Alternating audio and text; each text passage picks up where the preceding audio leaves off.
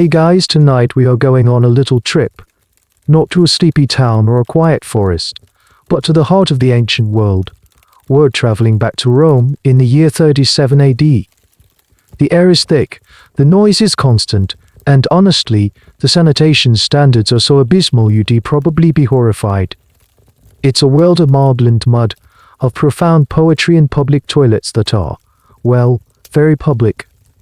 You're about to witness the dawn of a new era, led by an emperor whose name would become a synonym for madness. So before you get comfortable, take a moment to like the video and subscribe, but only if you genuinely enjoy what I do here. And while you're at it, let me know in the comments what city you're in, and what time it is for you. I love seeing how far these stories travel. Now, dim the lights, maybe turn on a fan for that soft background hum, and let's ease into tonight's journey together. The first thing that hits you is the smell. It's an overwhelming cocktail of roasting meat from a street-side stall, cheap wine sloshing from a nearby tavern, the sweet perfume of wealthy women passing in their litters, and underneath it all, the unmistakable, pungent aroma of a million people living very, very close together. You're standing on a cobblestone street, jostled by a river of humanity. Senators in their crisp white togas with a bold purple stripe, soldiers in clanking armor, merchants shouting in a dozen different languages, and slaves scurrying on errands, their eyes fixed on the ground. This is the magnificent, chaotic, and frankly, rather smelly center of the known world. For weeks, a strange quiet has hung over the city, a nervous energy beneath the daily hustle. The Emperor Tiberius has been away from Rome for years, ruling from his secluded villa on the Isle of Capri. HES old, paranoid, and deeply unpopular, news from the island is slow and often contradictory. But today, the quiet has broken. A courier, exhausted and dust-covered, has arrived with the definitive news Tiberius is dead, and Rome erupts. You see it happen in real time. A murmur in the crowd swells into a roar of celebration. People pour out of the cramped apartment buildings. They ensue. Their faces alight with a kind of giddy relief. Total strangers are embracing on the street. Someone has climbed a statue of the old emperor and is trying to tie a rope around its neck. The chant begins low at first, then growing louder, echoing off the marble temples of the Forum Tiberius to the Tiber. It's a traditional Roman insult, a demand that the hated ruler's body be denied a proper burial and unceremoniously dumped into the city's river. It's a little tidbit of history that shows you just how personal politics could get here. Amid this citywide party, another name is on everyone's lips, spoken with a hope so bright it's almost tangible: Gaius. Long live Gaius. You see, Tiberius had a successor, a great-grandson he kept close on Capri. A young man the people feel they know. They don't call him Gaius though. They use his childhood nickname, a name given to him by the soldiers his father once commanded. They call him Caligula, which means little boot, a cute reminder of the miniature military sandals he wore as a toddler in the army camps. Right now, that name sounds like a promise. A promise of youth, of change, of a fresh start from the gloomy, fear-filled reign of Tiberius. No one is thinking about the strange, isolated upbringing the new emperor has had. No one is considering what years spent on a paranoid old man's island fortress might do to a young mind. Officially, the story is that Tiberius, at 77 years old, simply succumbed to his age. But, as you listen to the whispers in the darker alleys, away from the cheering crowds, you hear another version. It's a version that historians like Suetonius and Tacitus would later write down, creating a debate that lasts to this day. They claim the old emperor had a moment of recovery, and at the head of the Praetorian Guard, a man named Macro, acting on Caligula's orders, smothered the old man with a pillow to finish the job. We will likely never know the truth. Was it a natural death or a quiet, convenient murder to speed up the transfer of power? The historical record is forever blurred. But for you standing in the streets of Rome on this momentous day, none of that matters. All you feel is the raw, unbridled optimism of a city reborn. You watch as a procession begins to form, heading towards the Palatine Hill where the imperial palaces glitter in the afternoon sun. The people are cheering for their little boot, their star, their savior. They believe a golden age is dawning. And as the sun sets over the 7 hills, casting long, deep shadows across the forum, you can't help but feel a part of that hope, unaware that the shadows are where this story is truly headed. But to understand the man Rome is cheering for, you have to rewind. You have to travel back further, away from the marble heart of the city, to the cold, damp forests of the northern frontier. Picture a massive Roman army camp, a city of leather tents and wooden palisades, teeming with thousands of legionaries. The air smells of wood smoke, sweat, undoiled steel. This is where the story of Little Boot begins. His father, Germanicus, is a Roman superstar. Hes handsome, brilliant, a wildly successful general, and the adopted son of Emperor Tiberius. Hes the empire's golden boy, and the soldiers absolutely adore him. And they transfer that adoration to his youngest son, Gaius. The boy practically grows up in the camp. His mother, Agrippina the elder, a formidable woman in her own right, granddaughter of the first emperor, Augustus believed her children should be close to their father in the legions. So, little Gaius dawdlers around the camp, and to the delight of the hardened soldiers, Hes dressed in a perfect, miniature legionary uniform. The most charming part are his tiny, hobnail-led military sandals, the Caligula. The soldiers, rough men who face death daily, are completely smitten. They start calling him Caligula Little Boot. It's a term of endearment, a fond nickname for their tiny mascot. At this moment, it's a name synonymous with innocence and the army's deep affection for his family. But in the Roman Empire, being too popular is a dangerous game. Back in Rome, and especially on the island of Capri, the aging Tiberius watches the rise of Germanicus' fame with a deep, corrosive jealousy. Every victory Germanicus wins on the frontier is seen not as a triumph for Rome, but as a personal threat to the emperor's authority. A shadow begins to stretch from the emperor's island retreat all the way to the right. Then, the idyllic family portrait shatters. Germanicus is sent east, to Syria, on a diplomatic mission. And there, in the year 19 AD, he dies suddenly. He is only 33 years old. On his deathbed, he is convinced he has been poisoned, and he makes his friends swear an oath to avenge him. The official cause is illness, but the whispers say otherwise. The prime suspect is the governor of Syria, a man known to be a close ally of Tiberius. Whether the emperor ordered it directly is a question historians still fiercely debate, but the damage is done. The golden boy is dead, and his family is now exposed. You watch as the world of young Caligula, now just a boy, crumbles. His mother, Agrippina, in a bold and defiant act of political theatre, personally carries her husband's ashes back to Italy. Her procession to Rome is a public spectacle of grief, turning her into a living symbol of opposition to Tiberius. It's a brave move, but a foolish one. In the years that follow, Tiberius, egged on by his manipulative right-hand man, Sejanus, dismantles Caligula's family with chilling precision. His 2 older brothers are arrested, declared enemies of the state, and left to starve to death in island prisons. His mother is exiled to a different barren island, where she, too, eventually dies from mistreatment and starvation. Imagine being a teenager, watching from the sidelines as the imperial machine methodically, cruelly, and publicly destroys everyone you love. You are spared, but for what you are a loose end, the last male survivor of the beloved Germanicus line. And then the summons comes. Tiberius, the man you hold responsible for the destruction of your entire family, orders you to join him on Capri. It's not an invitation, it's a command. Life on Capri is a masterclass in survival. It's a gilded cage perched on a cliff, a place of stunning beauty and suffocating paranoia. Tiberius, old and bitter, spends his days indulging in strange debaucheries and intellectual cruelties. One of his favorite pastimes, a truly niche and bizarre form of torment, was to quiz his guests on obscure mythology. And if they failed to answer, they deface his displeasure. It was a court governed by whispers, spies, and the constant, silent threat of the executioner who was always on call. Here Caligula learns to act. He sheds the skin of a grieving son and dons the mask of a perfect, fawning courtier. The ancient historian Suetonius wrote that he became a most admirable actor, carefully studying Tiberius's every mood, suppressing any hint of resentment, and mirroring the emperor's own strange and cruel taste.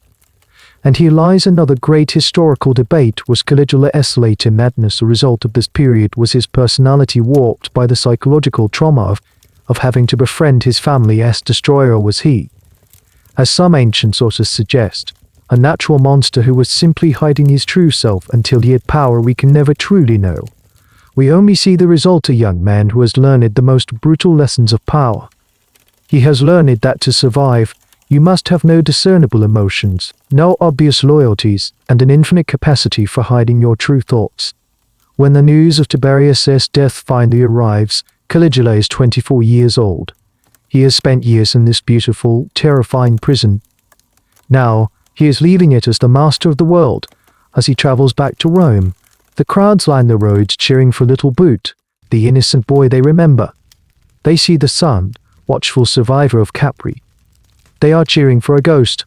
They are cheering for a ghost. The man who is about to become their emperor is someone they don't know at all. Your journey continues as you arrive back in Rome, swept up in the wave of euphoria that carries Caligula to the Palatine Hill. The city is practically drunk on hope. The dark, fearful clouds of Tiberius's reign have parted, and the sun, it seems, is finally shining. For the first few months, Caligula does everything right. Absolutely everything. It's as if he has a checklist for how to be the most popular emperor ever, and HES ticking off every single box with a flourish. First, you see him deliver Tiberius's eulogy. Standing before the Senate, his voice is steady and respectful. He praises his predecessor, the man who likely murdered his family, with all the proper solemnity. It's a masterful performance. He gives no hint of the bitterness he must have felt. This act alone reassures the nervous senators that he intends to uphold tradition and honor the institutions of Rome. It's a calculated move that buys him instant political goodwill. Then comes the money. Roman emperors often gave a cash bonus, a WWII, to the Praetorian Guard, the elite soldiers who served as the emperor's personal bodyguards. Caligula doesn't just pay them, he pays them double what Tiberius had promised in his will. The news spreads like wildfire through the city's barracks. In one move, he has secured the loyalty of the only military force in the capital. You can almost hear the collective sigh of relief from the populace. Say happy God means a stable city. But he doesn't stop there. He turns his attention to the people. You watch as a public bonfire is lit in the forum. Into the flames go the records of the infamous trials that defined Tiberius's late reign. These were the documents that condemned countless senators and wealthy citizens, often on trumped-up charges, leading to their execution and the confiscation of their property. By burning them, Caligula is sending a clear message that the era of paranoia is over. He declares an amnesty for those exiled by Tiberius, and people who have been living in disgrace for years begin to stream back into Rome, their names cleared. This city's mood becomes lighter, almost festive. Caligula abolishes certain unpopular taxes, like a sales tax that had hit small merchants and common folk the hardest. This is a move that doesn't just make him popular, it makes him beloved. You see bakers and blacksmiths toasting his name in the taverns. HES not just an emperor for the elites, HES an emperor for the little guy. And the entertainment. Oh, the entertainment. Rome lived for its bread and circuses, and Caligula provides circuses on a scale not seen in years. He stages lavish gladiatorial contests, thrilling chariot races in the Circus Maximus, and theatrical performances that run for days.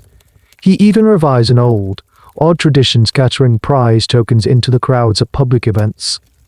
People scramble to catch these little wooden balls, which they can then exchange for food, clothing, or even money. It's fun, and it makes the emperor seem generous and personally connected to his people. One of the more peculiar things he does, a small detail that shows his early attempts at winning favor, involves the writings of his ancestors. His mother Agrippina had written a memoir about her life and the persecution of her family. Under Tiberius, possessing a copy of this was practically a death sentence. Caligula has these memoirs, along with the forbidden works of other Republican-era historians, collected and publicly recycled. He frames it as an act of free speech, a return to intellectual honesty. The Senate, feeding the tide of public opinion, showers him with honors. They officially nullify Tiberius's will, which had named another grandson as co-heir, and grant Caligula's all absolute power. They offer to call him Augustus, the most revered title of all. He politely, humbly refuses some of the more extreme honors, further cementing his image as a man of the people, not a power-hungry despot. In these early days, you see a completely different Caligula. He is charming, energetic, and seemingly dedicated to the public good. You might even find yourself swept up in the adoration. You walk through a city that feels safe and optimistic. The spies are gone, the executioner is idle, and the treasury, still flush with the hoarded wealth of Tiberius, is being opened for the benefit of all. Everyone agrees this is the start of a new golden age. The son of the heroic Germanicus has not just lived up to his father's name, he has surpassed it. But history rarely offers such simple, happy endings. Historians looking back on this period have sometimes posed a fascinating question: was this initial period of good or just another performance? Was Caligula, the master actor from Capri, simply playing the part of the perfect emperor, just as he had once played the perfect courtier, or was he genuinely trying to be a good ruler? Before something inside him broke, this is the central, unanswerable mystery of his reign. As you stand in the cheering crowds, watching him ride by on a magnificent horse, you are witnessing the pinnacle of his glory. It's a bright sunlit moment, but the brighter the sun, the darker the shadow it casts, and a deep, dark shadow was about to fall over Rome. The Golden Age, as it turns out, has a very short shelf life. Just 7 months into his reign, in October of 37 AD, the unthinkable happens. Caligula, the vibrant, energetic young emperor, falls gravely ill.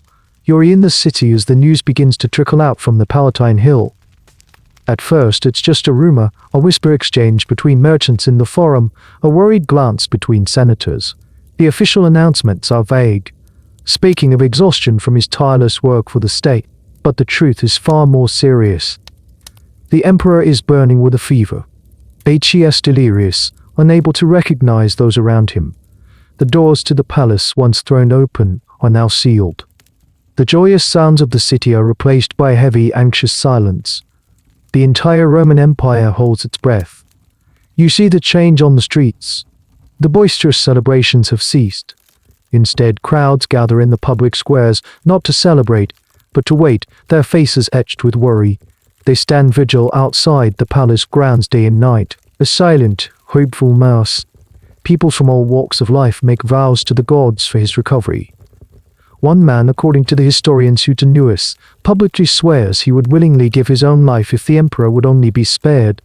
Another vows to become a gladiator and fight in the arena in thanks if Caligula recovers.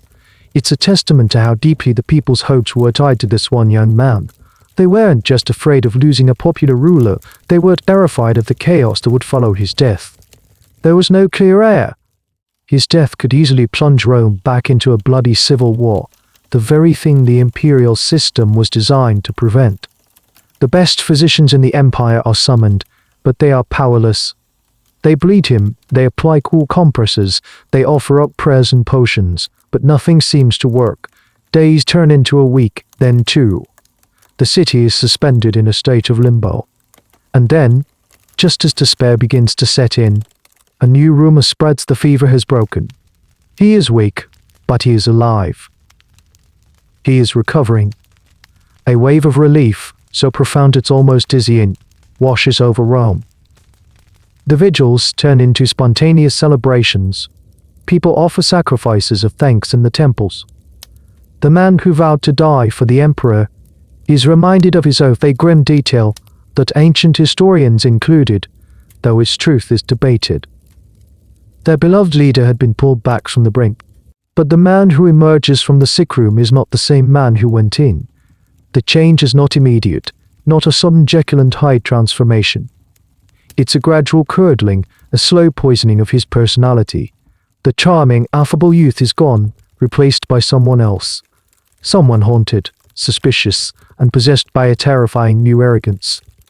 And this is where one of the greatest debates surrounding Caligula's reign begins. What exactly was this illness? The ancient sources are not medical journals, they simply say it was a brain fever.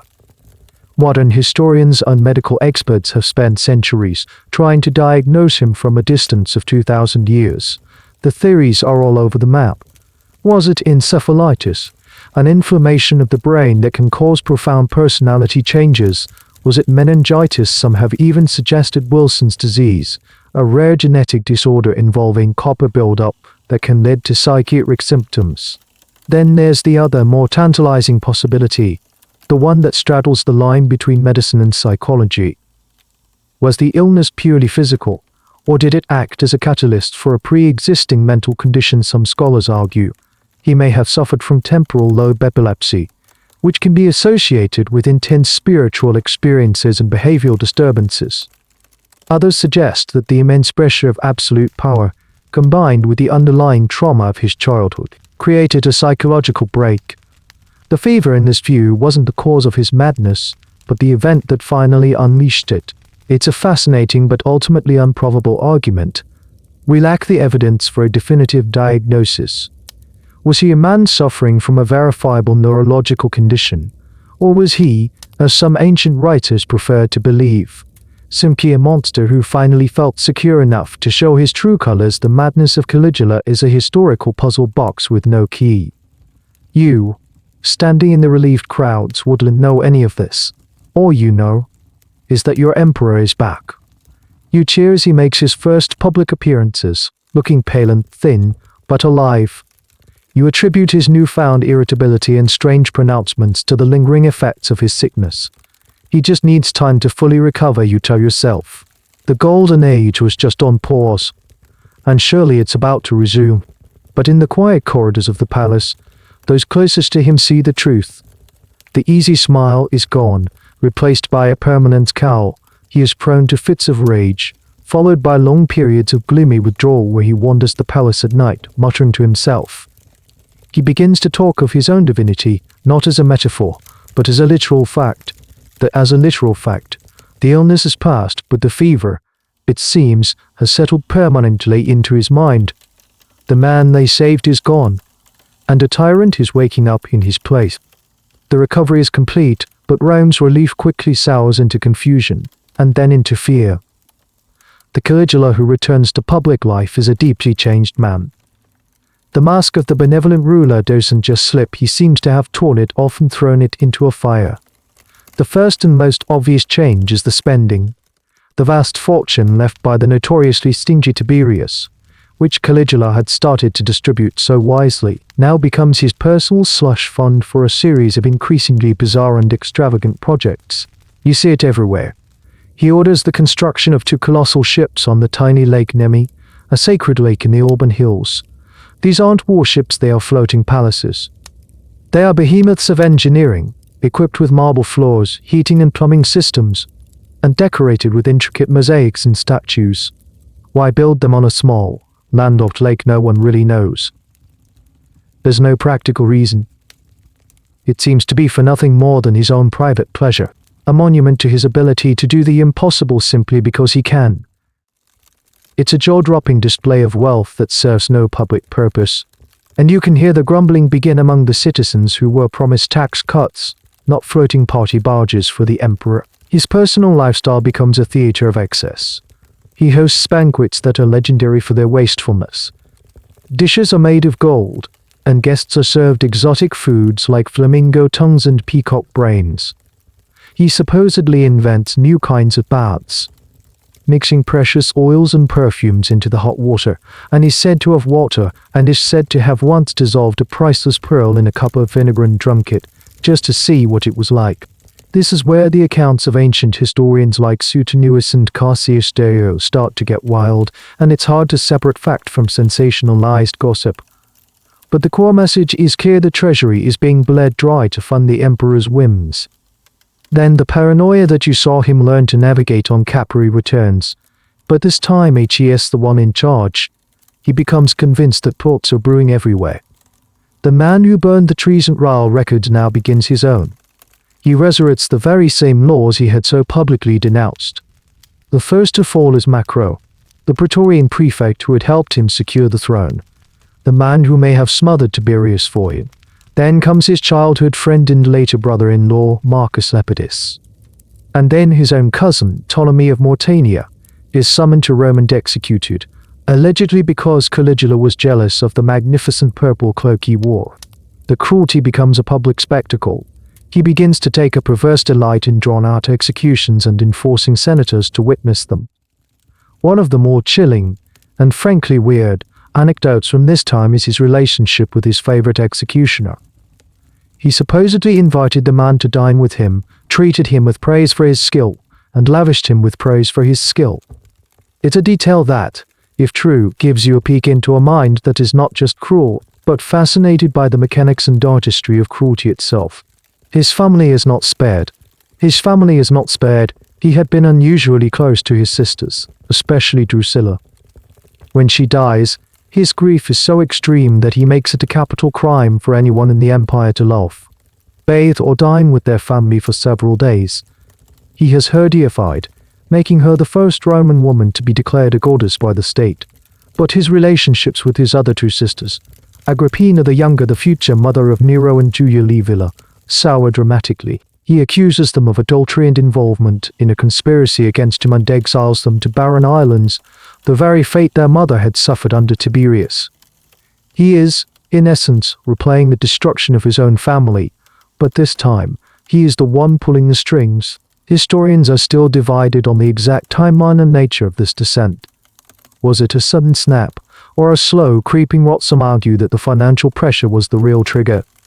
Having squandered Tiberius's fortune in his first year, Caligula needed money, and the easiest way to get it was to accuse wealthy senators of treason and confiscate their estates. In this interpretation, the madness was a convenient excuse, a theatrical cover for a ruthless cash grab. This view suggests he was more of a calculating predator than a lunatic. You, living in Rome, are caught in the crosscurrents of this terrifying new reality. The city is no longer a place of hope, it's a place of whispers and sideways glances. The man you cheered for just a year ago was now a source of dread. You might be invited to a lavish party at the palace one night, and the next day, hear that the guest sitting next to you has been arrested. The rules are gone. The only guiding principle is the emperor's unpredictable whim, to not draw attention to yourself, to praise the emperor's latest absurdity as a stroke of genius. The sun still shines on the marble temples, but a cold wind blows through the streets. The little boot is no longer a term of endearment. It's a name spoken in hushed, fearful tones, and in the sprawling imperial stables, another key player in this drama is quietly enjoying the life of unparalleled luxury, completely unaware that he is about to become the centerpiece of his master's most audacious act of insanity. Amidst the growing madness and terror in Rome, there is one creature whose life is getting demonstrably, outrageously better. And now, you're going to meet him properly. Let's leave the tense atmosphere of the palace dining rooms and the fearful whispers of the Senate and take a walk to the imperial stables. But these aren't just any stables. They are becoming more opulent than the homes of most Roman aristocrats, and in the finest stall, munching on the highest quality barley, stands a magnificent horse. He is a stallion likely of the Spanicus breed, prized for their spade strength and intelligence. His coat is white, or perhaps a dappled grey that looks white in the Italian sun. His name is Incitatus. In Latin, the name means swift or at full gallop, a fitting name for a racehorse. And that's what he was originally. He was a chariot horse, one of the many that Caligula, a passionate fan of the races, owned and doted on. You see, Caligula's obsession with chariot racing was just a casual hobby. It was an all-consuming passion. He was a die-hard supporter of the Green faction, one of the 4 professional racing teams, the others being the Blues, Reds, and Whites that competed in the Circus Maximus. These factions had fanatical followings, much like modern sports teams. Caligula didn't just cheer for the Greens, he lived and breathed for them. He would dine with his favorite charioteers, give them lavish gifts, and spend hours in the stables. And Incitatus was his star athlete. When this horse was scheduled to race, Caligula's behavior became extreme. On the night before a big race, you would see soldiers dispatched into the neighborhood surrounding the Circus Maximus.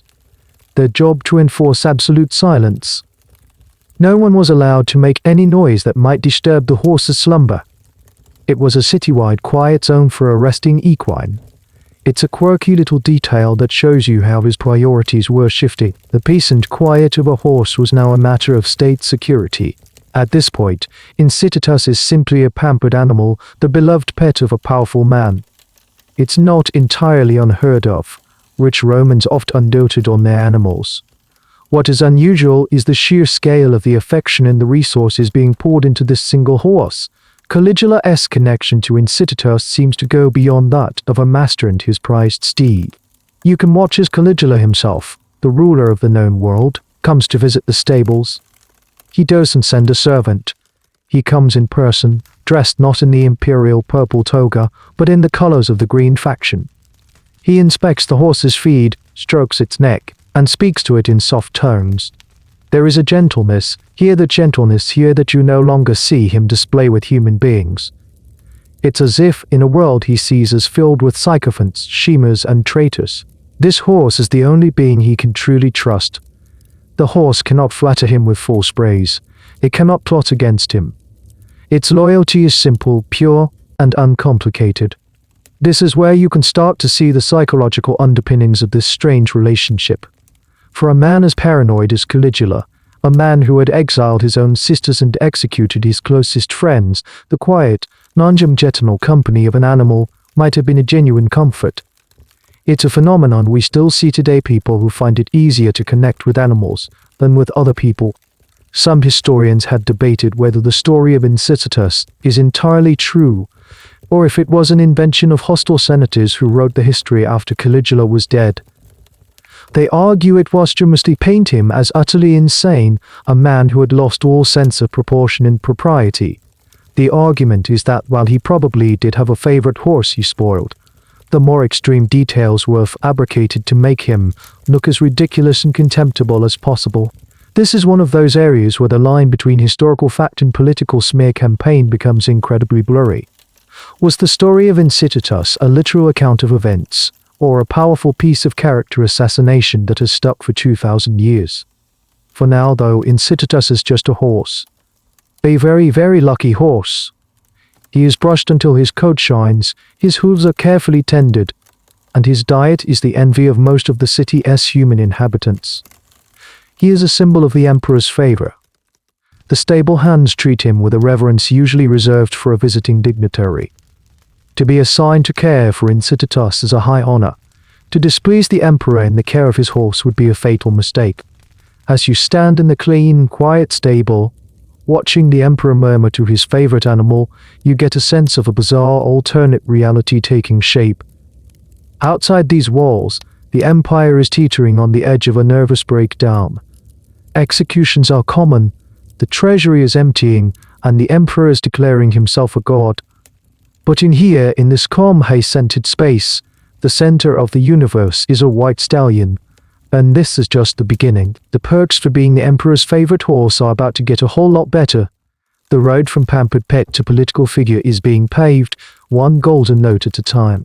The special treatment for Incitatus is about to escalate from mere pampering to a level of luxury that would make a king blush.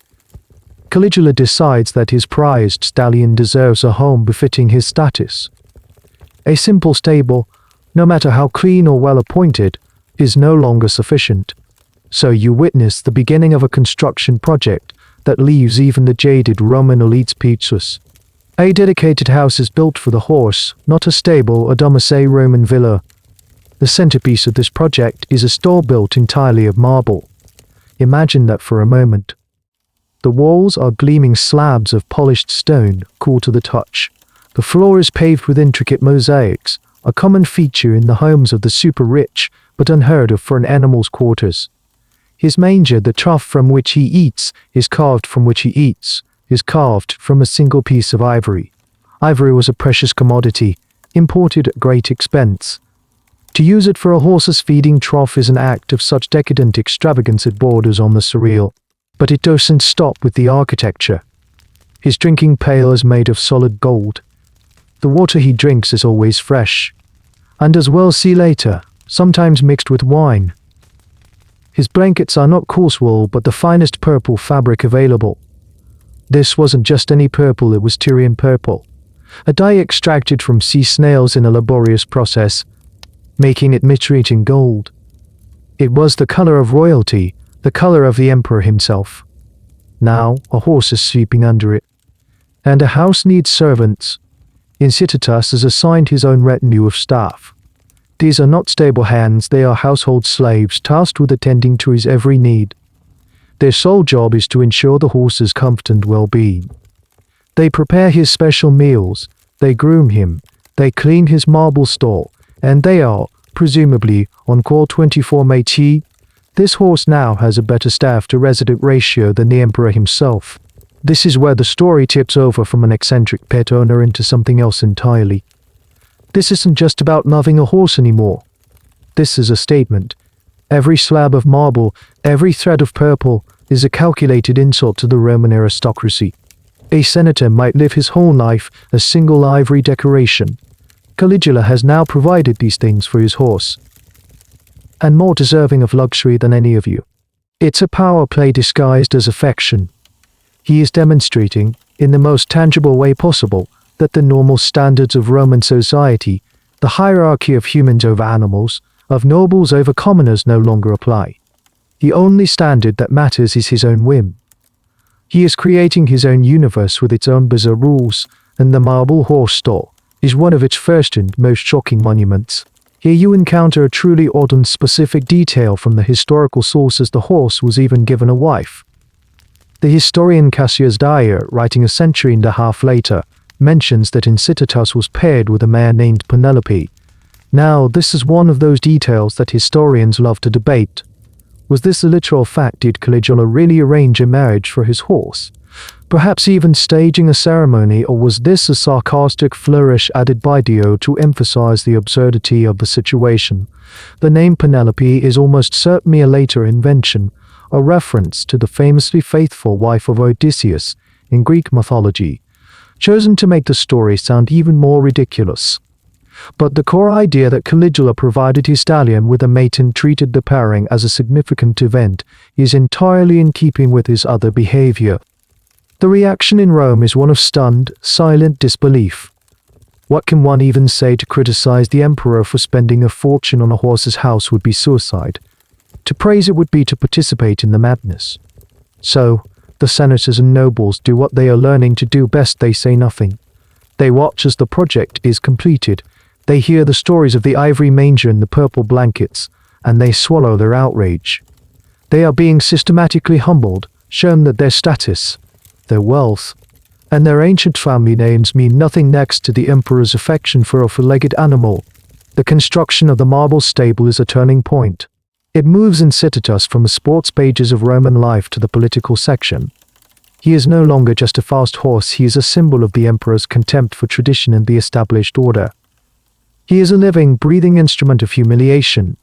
And as he settles into his new, ridiculously opulent home, he is completely oblivious to the political shockwaves he is causing. He is, after all, just a horse. A horse who has, by a complete accident of fate, won the lottery of life in the most spectacular way imaginable. He is living proof that in Caligula's Rome, it is far, far better to be the emperor's horse than to be his friend. As Incitatus settles into his marble-clad villa, his master's sense of self is undergoing a similar, if more terrifying, upgrade. Caligula, not content with being the absolute ruler of the Roman world, decides he needs a promotion. He begins to believe, or at least, to insist that he is a living god. Now, the idea of defeating a ruler wasn't entirely new to the Roman world. The first emperor, Augustus, had been officially declared a god by the Senate after his death, but Caligula isn't willing to wait. He wants to be worshipped now while Achaeus is still breathing. You start to see the changes subtly at first, then with alarming speed. He starts to appear in public dressed as various gods. One day he might show up in the Forum dressed as Hercules, complete with a lion-skin cloak and a club. The next, he might be Apollo, carrying a lyre. He even dresses as Venus, the goddess of love. For a Roman emperor, the supreme symbol of masculine virtus, manly virtue, to appear in the guise of a female deity is profoundly shocking to the traditional Roman mindset. It's a deliberate violation of every norm of decorum. His preferred divine identity, however, is Jupiter, the king of the gods. He orders the heads of famous statues of Jupiter throughout the empire to be removed and replaced with likenesses of his own head. He establishes a temple to his own godhead on the Palatine Hill, right next to his palace. Inside, a life-sized golden statue of himself is erected, and every day it is dressed in a replica of the clothes he himself is wearing. He even appoints a college of priests to serve his new cult. The priests are not some lowly functionaries. He forces the wealthiest and most high-ranking senators to buy their way into this priesthood at exorbitant prices, effectively making them pay for the privilege of worshipping him. The stories from this period become increasingly strange, blurring the line between megalomania and performance art. The historian Suetonius tells us that Caligula would have conversations with the statue of Jupiter in the Capitoline Temple. He would whisper to it, listen for a reply, and sometimes get into loud arguments with the statue, threatening to send it back to Greece. He also claimed to have a personal, intimate relationship with the moon goddess Luna. He would allegedly spend hours on the palace balcony at night, inviting the moon to come down and be with him. This self-deification is not just an internal, psychological matter, it has very real, very dangerous political consequences. By declaring himself a god, he is placing himself above all human laws and institutions. The Senate, the magistrates, the traditions of the Republic, they are all irrelevant in the face of a living deity. It's the ultimate trump card. How can a senator argue a policy point with a god? How can you question the budget of a man who talks to the moon? But here we find another fascinating little historical oddity, the divine handshake. Caligula extended his divinity to his immediate family. After his sister Drusilla's death, he had her deified as we've seen, but he also started referring to his wife as Juno, Jupiter's consort. His logic was impeccable in its untwisted way. If he was Jupiter, then his wife must be Juno. He would supposedly present her to other gods, that is, statues of gods, as his divine partner.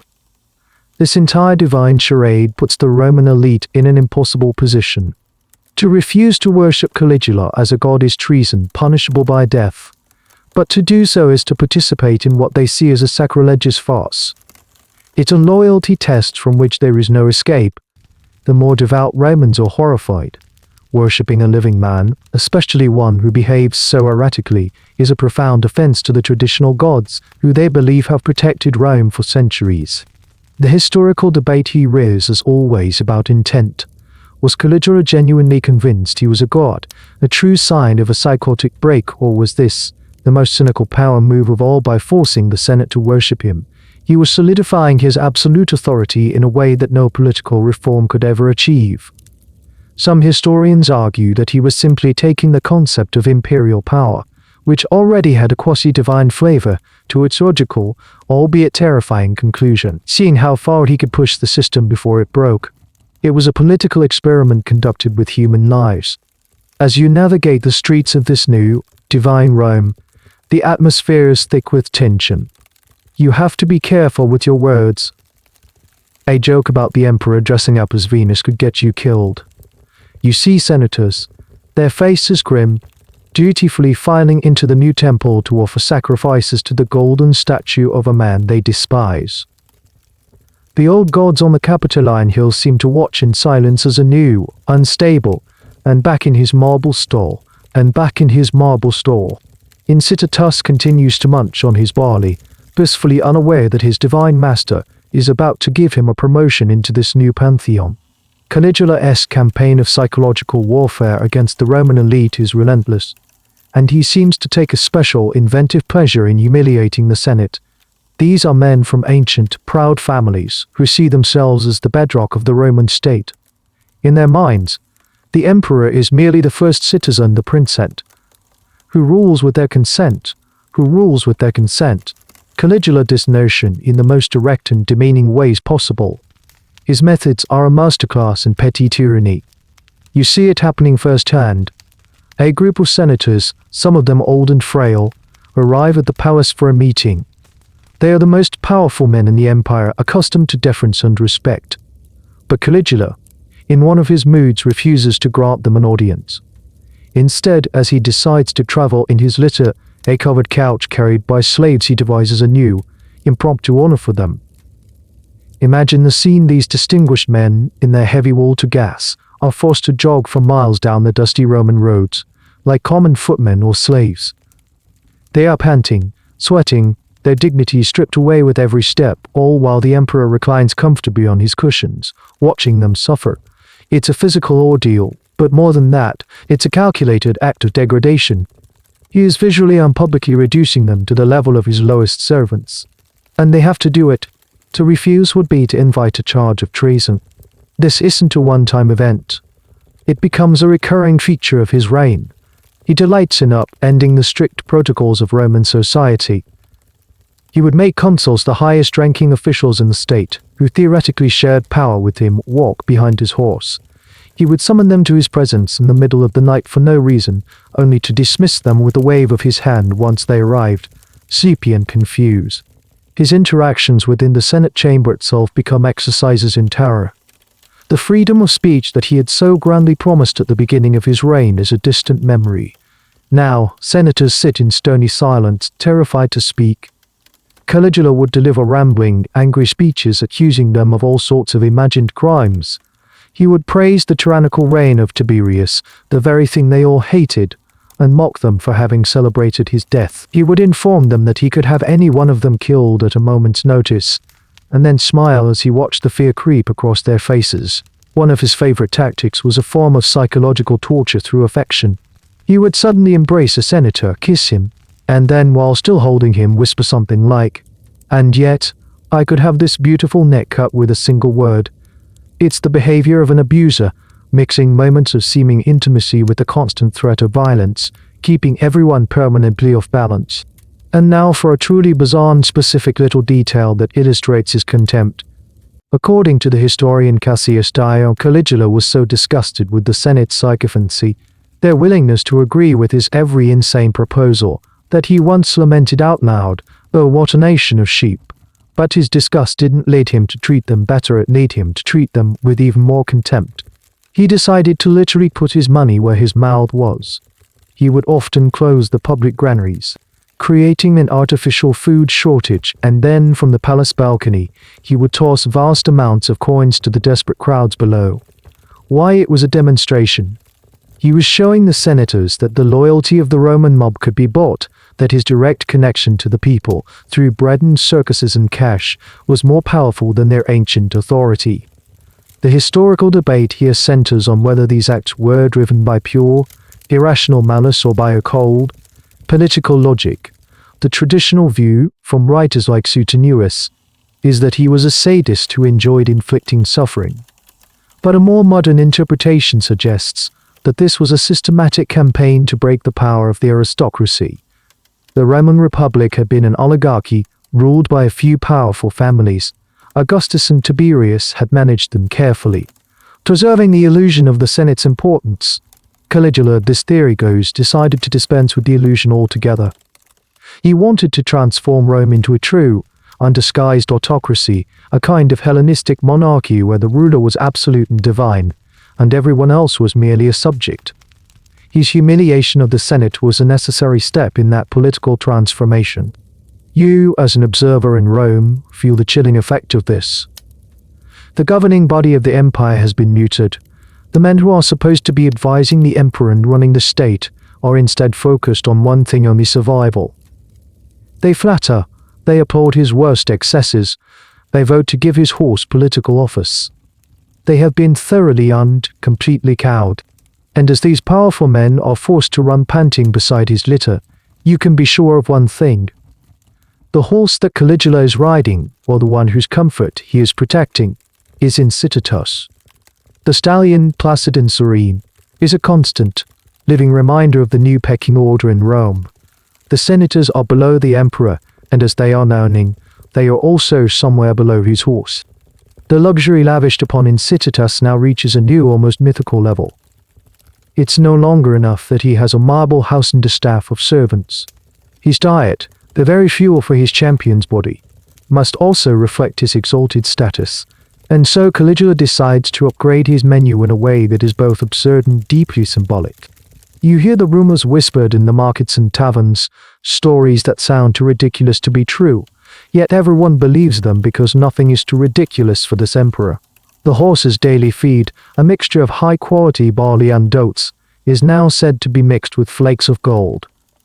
Imagine the scene in the stable: a servant, with the utmost seriousness, carefully sprinkling gleaming, paper-thin pieces of precious metal into the horse's manger. It's a purely symbolic act. The gold has no nutritional value for the horse; it would pass straight through its digestive system. But the message is potent. This horse is so valuable that it literally consumes wealth. It eats money for breakfast. The sheer wastefulness is staggering. Gold was the foundation of the Roman economy. To feed it to an animal is the ultimate display of conspicuous consumption. It's a declaration that the emperor has so much wealth that he can afford to treat the bedrock of his empire's currency as a mere dietary supplement for his pet.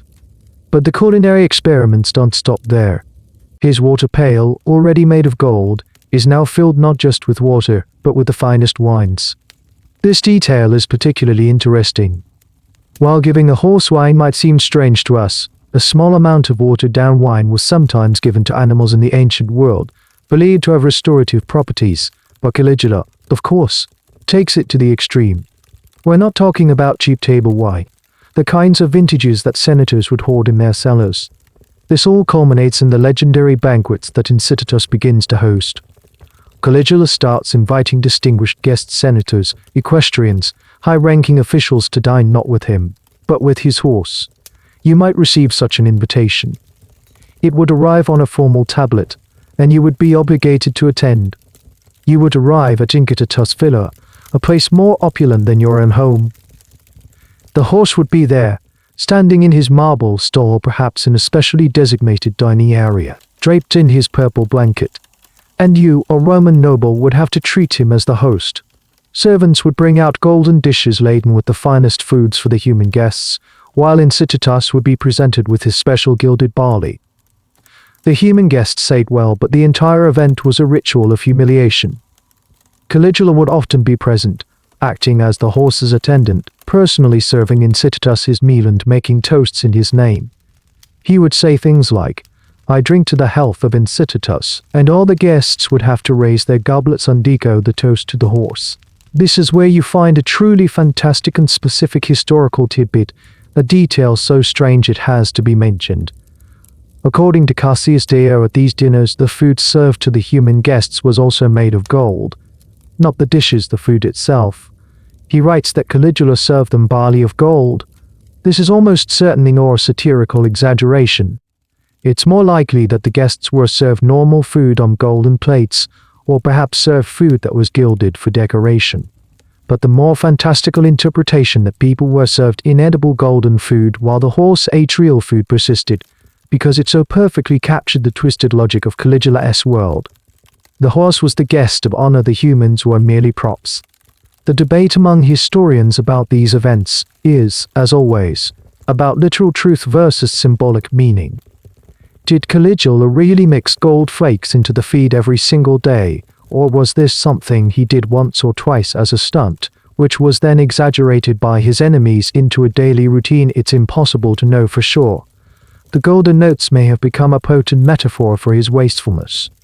A story that was too good not to be true, but the core of the story, the banquets in the horse's honor, is widely accepted as fact.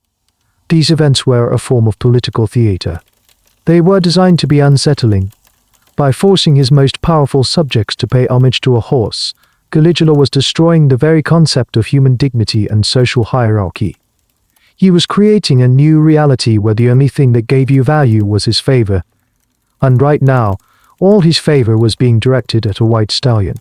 So you sit at this bizarre dinner party. You make small talk with the senator next to you, carefully avoiding any topic that could be considered controversial.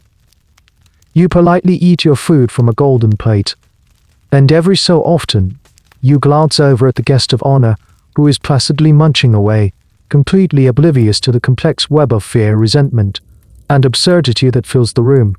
You raise your glass with the others to Incitatus, and you mean it. Your own health and safety might very well depend on the continued good health of a horse. Just when you think Caligula's projects can't get any more grandiose or pointless, he announces his masterpiece. It's an engineering feat so audacious and so utterly useless that it becomes one of the defining stories of his reign. He decides he is going to conquer the sea, not by sailing across it to invade a new land, but by literally walking on it. The plan is this: he will build a temporary, floating bridge across the Bay of Naples, from the resort town of WWII to the port of WWII. This is not a short distance, it's a span of about 3 Roman miles, which is nearly 5 kilometers. It's an immense undertaking, a logistical nightmare that will require commanding resources from all over the region. Why is he doing this? The official reason, the one he gives out publicly, is to defy a prophecy. Apparently the old Emperor Tiberius' court astrologer, a man named Thrsyllus, had once declared that Caligula had no more chance of becoming emperor than of riding a horse across the Bay of WWII. It was a classic piece of astrological hyperbole, meant to say something was impossible. For Caligula, this isn't a metaphor, it's a challenge. He will not only become emperor, but he will also literally ride his horse across the bay. He is going to prove the prophecy, and by extension, the old order of Tiberius wrong in the most spectacular way possible. The project begins. Caligula orders that every merchant ship, every seafaring vessel in the region be rounded up. This causes chaos. The grain supply to Rome, which arrives by sea at WWII, is severely disrupted. Trade grinds to a halt. But none of that matters. The ships are seized and lined up in a double row across the entire expanse of the bay. They are anchored firmly in place, and then a massive roadway is built on top of them, constructed from wooden planks and covered with a thick layer of earth, just like a real Roman road. You can imagine the scene. For weeks, the beautiful Azure Bay is turned into a massive construction site. The hammering and shouting echo across the water. The local population, whose livelihoods depend on the sea, can only watch in dismay as their ships are repurposed for this imperial whim. The cost is astronomical, another massive drain on the already bleeding treasury. Finally, the bridge is complete. It's a marvel of temporary engineering, of stretching across the water. And then the spectacle begins. Caligula prepares himself for his grand entrance. He dons what he believes to be the breastplate of Alexander the Great, a priceless artifact he had supposedly stolen from Alexander's tomb in Egypt. He puts on a cloak of cloth of gold, a sword, a shield, and a crown of oak leaves. He is dressed as a triumphant Roman general, a sea-conquering god, and a Hellenistic king all rolled into one. And who is his chosen mount for this glorious occasion? Of course, it is Incitatus. The emperor in his glittering armor swings himself onto the back of his white stallion. Behind him are massed ranks of the Praetorian Guard and a parade of his friends and courtiers. And then, to the sound of trumpets, he rides. He gallops from WWII to WWII, a tiny, glittering figure on a white horse, crossing the sea itself. But one crossing isn't enough. The next day, he makes the return journey. This time, he is in a chariot, pulled by a team of the finest chariot horses, with Incitatus likely being one of the leaders. He has a young noble hostage with him, a symbol of a conquered people. He stages a full-scale Roman triumph, a parade traditionally reserved for generals who had won major foreign wars. Only his war was against a prophecy, and his conquered territory was a body of water. This is where you can find one of those small, almost comical details that humanize these grand historical events. To make the spectacle even more impressive, the entire floating bridge was lit up at night with torches and bonfires. Caligula hosted a massive, drunken party on the bridge that lasted all night, turning the entire Bay of Naples into a floating festival of light. The historical debate about this event isn't about whether it happened, it's too well documented to deny, but about its meaning. Was it pure insanity, the act of a man who believed he could command the waves like the god Neptune, or was it, once again, a calculated piece of political theatre? Some historians argue it was a message aimed at potential foreign enemies, like the kingdoms of Britain or Germany. It was a demonstration of Roman power and engineering skill. It said, if we can bridge this bay for a party, imagine what we can do to cross a river or a channel to invade your lands. It was a form of psychological intimidation on a massive scale. Another interpretation is that it was primarily for a domestic audience. It was a spectacle to dazzle the common people and further cement his godlike status. He had done the impossible. He had walked on water. For the uneducated masses, this might have seemed like a genuine miracle, proof of his divinity. For the senators and aristocrats forced to attend and applaud this farce, it is just one more confirmation that their world has been turned upside tilted. Their emperor has disrupted the grain supply, crippled regional trade, and spent a fortune, all to win a symbolic argument with a dead astrologer. And as you watch Caligula on the back of Incitatus, silhouetted against the setting sun over the bay, you realize the message isn't just for his enemies or the common folk. It's for everyone. It's a statement of absolute, irrational power. He did it because he could, and in Caligula's Rome, that is the only reason anyone ever needs.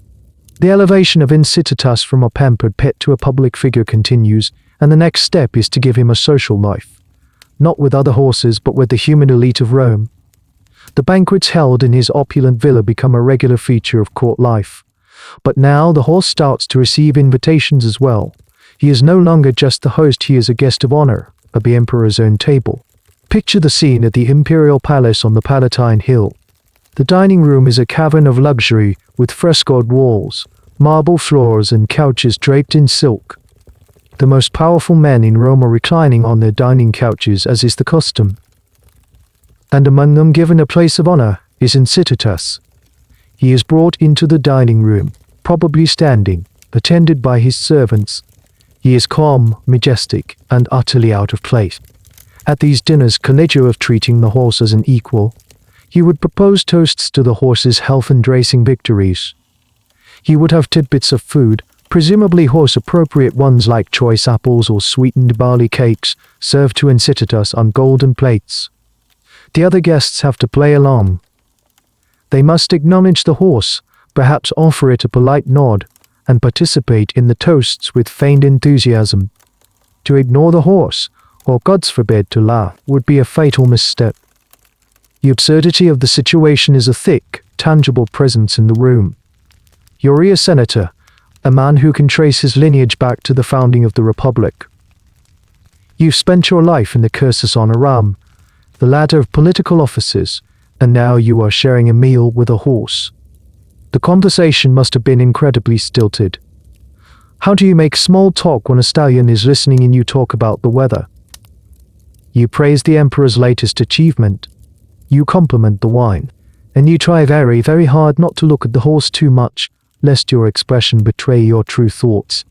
This is where the story takes a turn into pure social satire, orchestrated by the emperor himself. According to Suetonius, Caligula would have Incitatus invite guests to dinner. This is a subtle but important distinction. The horse was just a guest, he was now a social operator in his own right, using the emperor as his mouthpiece. An invitation would come from the palace, formally stating that Incitatus requests your presence for dinner. It's another layer of humiliation. You are not being summoned by your emperor, you are being summoned by his horse. And now for a truly niche and strange piece of historical lore related to this, the consular host. There's an anecdote that says Caligula would sometimes force one of the serving consuls, the highest officials of the state, to act as the horse's personal host for the evening. Their job would be to stand by Incitatus, offer him his gilded barley, and announce his presence to the other guests. It's the ultimate role reversal. The elected leader of the Roman people is reduced to being a butler for an animal. The historical debate around these events focuses on the psychology of the attendees. Were they all just terrified sycophants, or was there a darker, more complex game being played? Some historians speculate that for a certain type of courtier, embracing the absurdity was a survival strategy. If you were the one to most enthusiastically toast the horse, if you were the one to offer it a choice piece of apple from your own plate, you might catch the emperor's eye, as someone who gets it. In the twisted court of Caligula, being the best at pretending a horse as a person could actually be a path to promotion. This social integration of Incitatus serves a clear purpose. It erodes the last vestiges of human dignity and social convention among the elite. Status, honor, lineage, all these traditional markers of a Roman noble's worth are rendered meaningless. The only thing that matters is proximity to the emperor and a willingness to participate in his increasingly bizarre worldview. Caligula is not just demanding obedience, he is demanding obedience He is demanding obedience. He is demanding a complete suspension of disbelief. He is forcing his court to live inside his delusion.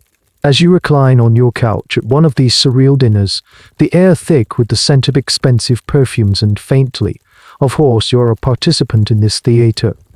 You watch as Caligula leans over and whispers something into Incitatus' ear, as if sharing a private joke. The horse, of course, just swishes its tail. But everyone in the room has to pretend that a witty remark has just been passed between the emperor and his equine confidant. You might even force a small, polite chuckle. It's the safest thing to do. In this moment, you understand the new Rome perfectly. It's a city where a horse can have a more active and successful social life than most of the people in it. The empire, by this point, is running on fumes both financially and psychologically. Caligula, having exhausted the treasury on his palace's parties, and the Phrygian bridge, needs a new source of glory and, more importantly, a new source of cash. Like many a Roman leader before him, he turns to the classic solution of foreign war. A successful military campaign would bring loot, slaves, and a surging popularity. He sets his sights on a prize that has tempted Romans since Julius Caesar the mysterious island of Britain. In the year 40 AD he gathers the legions. A massive army, tens of thousands of soldiers, is assembled in Gaul, the Roman province that is now modern-day France. They march to the coast of the English Channel to the port of Bologna. The invasion fleet is, presumably, being prepared. The air is thick with anticipation. This is it. The mad, spendthrift emperor is finally doing something a proper emperor should do: expand the borders of Rome. You are there on the northern coast of Gaul. The sea is grey and choppy. The white cliffs of Britain are just visible on a clear day, a tantalizing, unformidable prize. The legionaries are camped along the shore, polishing their armor, sharpening their swords, waiting for the order to embark. Morale is high. A campaign in Britain promises glory and riches. And then, Caligula does something so profoundly strange, so baffling, that is echoed through history as one of the most bizarre military commands ever given. He draws up the entire army in battle formation on the beach, facing the sea. The soldiers stand ready, expecting the order to wade to the ships, or perhaps to fight off a surprise enemy landing. The trumpets blare. The emperor, probably on horseback, perhaps even on Incitatus himself, rides before the troop. And then he gives the order. He commands his legionaries to attack the ocean. That's not a metaphor. He literally orders them to charge the waves. But the command is even stranger than that. He declares that they are to gather the spoils of their victory over Neptune, the god of the sea. And what are these spoils? Seashells. Imagine being a hardened Roman legionary. You've marched hundreds of miles. You're prepared to face British warriors in brutal combat. And now your commander-in-chief, your god emperor, is telling you to fill your helmet with seashells. The soldiers, in what must have been a moment of collective, stunned disbelief, obey. They wade into the surf, stooping to pick up shells from the seabed, dutifully collecting the plunder from their conquered foe. Caligula supervises the operation with the utmost seriousness. He has massive siege engines, like catapults and ballistas, brought down to the shore, though their exact purpose here isn't clear. Were they meant to bombard the waves or just to add to the military pageantry of the scene? The sources are tantalizingly vague. After a sufficient quantity of shells has been collected, he declares the campaign a resounding success. He has conquered the ocean. He awards himself a triumph, the highest military honor for this victory. The seashells are packed up and sent back to Rome as proof of his conquest. He then orders the construction of a lighthouse at Bologna to commemorate this great achievement. That lighthouse, known as the Tour d'Order, actually stood for centuries, a peculiar and long-lasting monument to a surreal event. So what on earth was going on here? This is one of the most hotly debated episodes of Caligula's reign. The traditional interpretation is that this was the ultimate proof of his insanity. He was a lunatic who genuinely believed he could fight the sea and that seashells were legitimate spoils of war. It's the story of a man completely detached from reality. However, modern historians have proposed several alternative theories. One is that this was a form of punishment for the troops. There are hints in the sources that the legions in Gaul were on the verge of mutiny, resentful of a low pay or a cancelled campaign into Germany.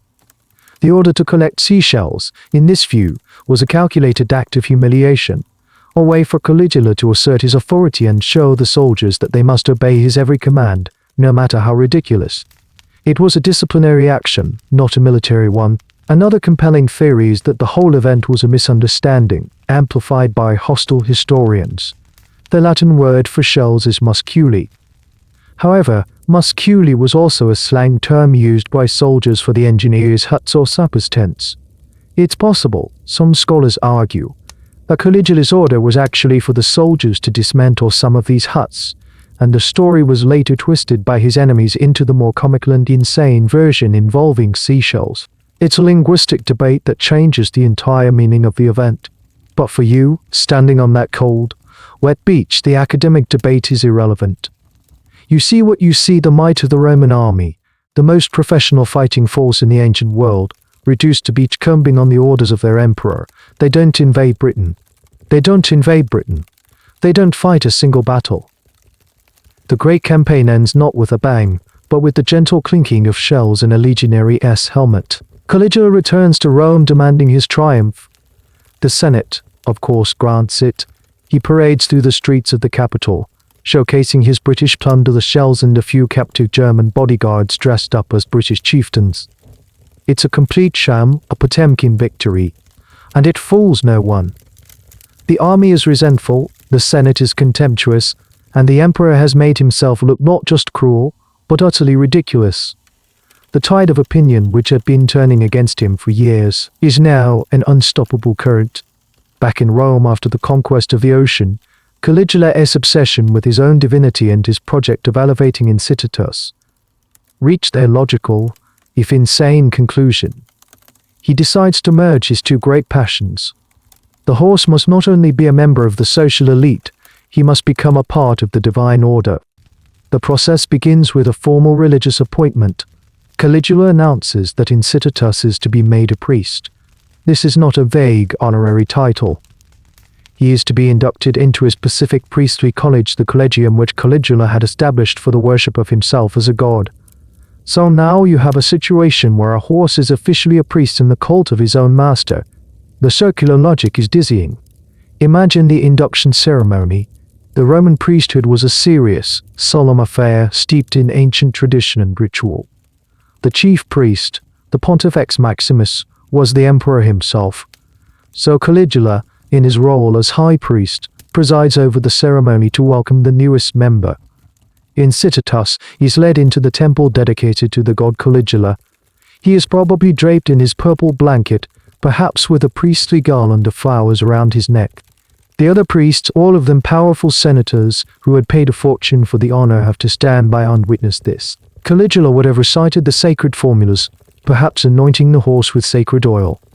He would have declared Incitatus a brother priest, a colleague in the service of his own cult. The other priests would then have to formally welcome their new, four-legged member. What could they do? They bowed. They chanted the responses. They played their part in the blasphemous comedy. To do otherwise was to sign their own death warrant. This act is a profound desecration of Roman religious tradition. The priesthood was a sacred trust, a vital link between the Roman state and the gods who protected it. To appoint an animal to this role was, in the eyes of a devout Roman, to invite divine wrath upon the entire city. It was an act of supreme arrogance and impiety. But Caligula doesn't stop there. He elevates the horse's status even further. He announces that Incitatus is not just a priest, but a god in his own right, or at least a sort of minor deity or divine attendant, part of Caligula's own heavenly retinue. He begins to demand that people swear oaths in the name of Incitatus well-being and fortune.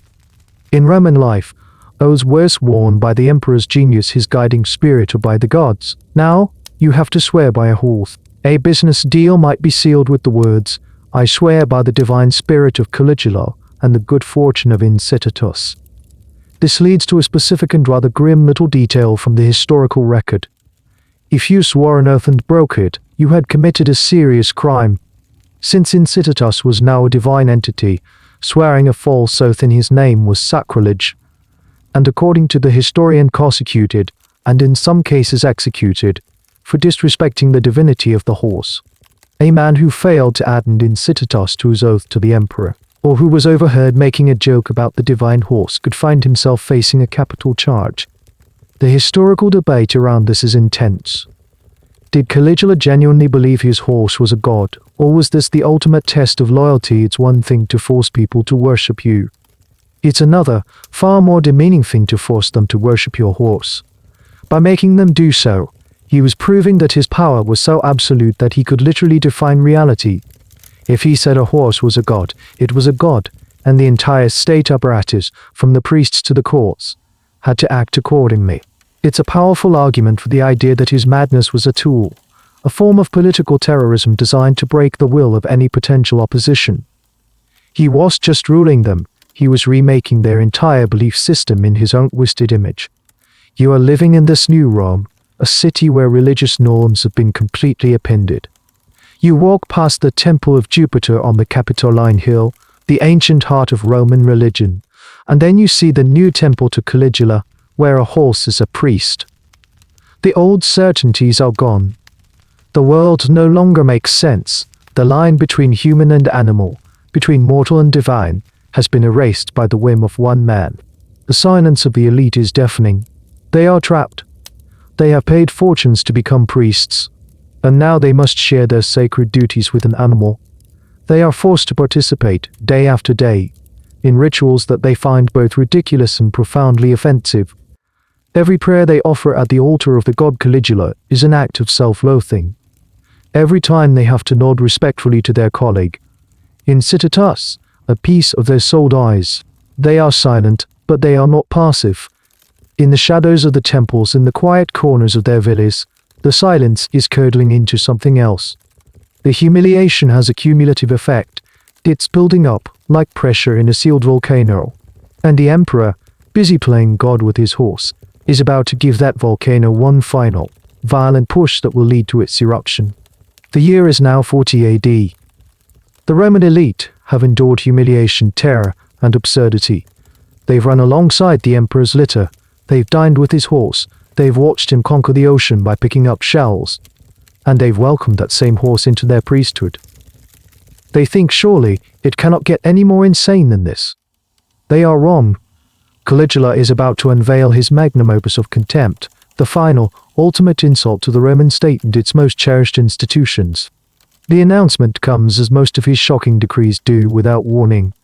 It probably happens during a session of the Senate, or perhaps at one of his unsettling palace banquets. He stands before the assembled senators, a smirk playing on his lips.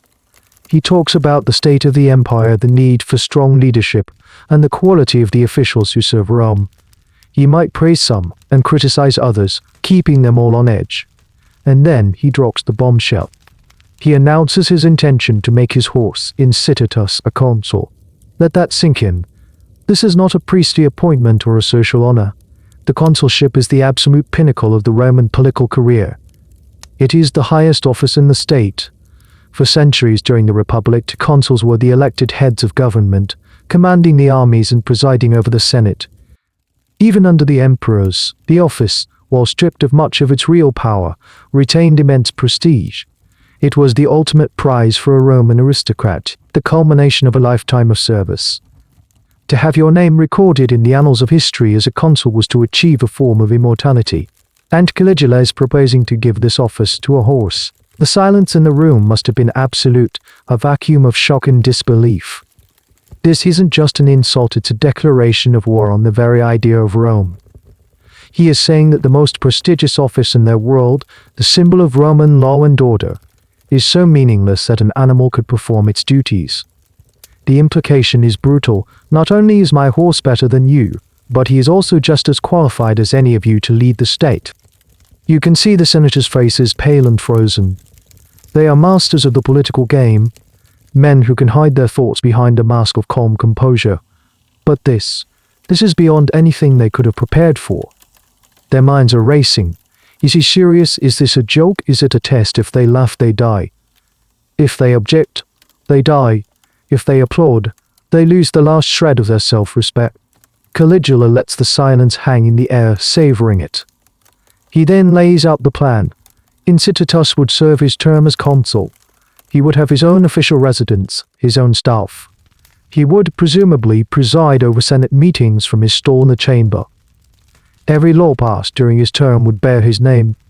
The official records for the year would read in the consulship of Gaius Caligula and Citatus. This is where you find one of those specific, almost cinematic details in the historical account by Suetonius. He doesn't just say Caligula planned to make the horse a consul, he says he planned to make him consul and provide him with a house on the Palatine Hill, the exclusive neighborhood of the emperors, and give him a household of slaves so he could entertain guests in a proper style. He was already planning the logistical details of a horse's political career. It's crucial to understand that Caligula never actually went through with it. He was assassinated before he could make the official appointment, but the intention was made public. The threat has led to one of the most enduring debates about him. Why didn't he do it immediately? Was he waiting for the perfect moment, or was the threat itself the entire point? Many historians now lean towards the latter interpretation. The proposal to make Citatus a consul wasn't a sign of madness, in the sense of a man who thought his horse could debate policy. It was an act of supreme, nihilistic satire. Caligula had become so disgusted with the fawning, corrupt, and powerless Senate that he decided to mock them by suggesting his horse could do the job just as well. It was a political statement of profound cynicism. He was holding up a mirror to the Roman elite and saying, "This is what you have become. You are so irrelevant that I can replace you with a horse and nothing will change." The act was, in essence, a form of performance art. The horse was a symbol of how broken the system had become. A symbol of how one man's absolute power had rendered all traditional forms of honor and political office completely meaningless. But for the senators in that room, it doesn't feel like satire. It feels like the end of the world. They have been brought to the absolute lowest point of their degradation. They have been told to their faces that their life's work, their ambitions, their very identity as Roman leaders is a joke to the man who holds their lives in his hands. They leave the meeting in a daze. They walk back to their villas, past the temples and the monuments of a city they no longer recognize. The fear that has been their constant companion for years is now solidifying into something harder and more dangerous resolve. The line has been crossed. An emperor who would make his horse a consul is an emperor who must be removed. The murmuring in the shadows is about to turn into a concrete plan. The joke has gone too far, and the punchline is going to be written in blood. So let's pause here for a moment, right at the climax of the absurdity. The proposal to make Citatus consul is hanging in the air, a sword of Damocles over the head of the Senate. And this is the perfect place to step back and look at the big question, the one that historians, philosophers, and writers have wrestled with for 2 millennia. Was Caligula truly insane, or was he a savage political satirist, a performance artist with absolute power? This is the great, unresolvable debate at the heart of his story. The evidence can be stacked up persuasively on both sides, and how you interpret it says a lot about how you view power, personality, and the writing of history itself. Let's put on our case for insanity at first. The argument is compelling.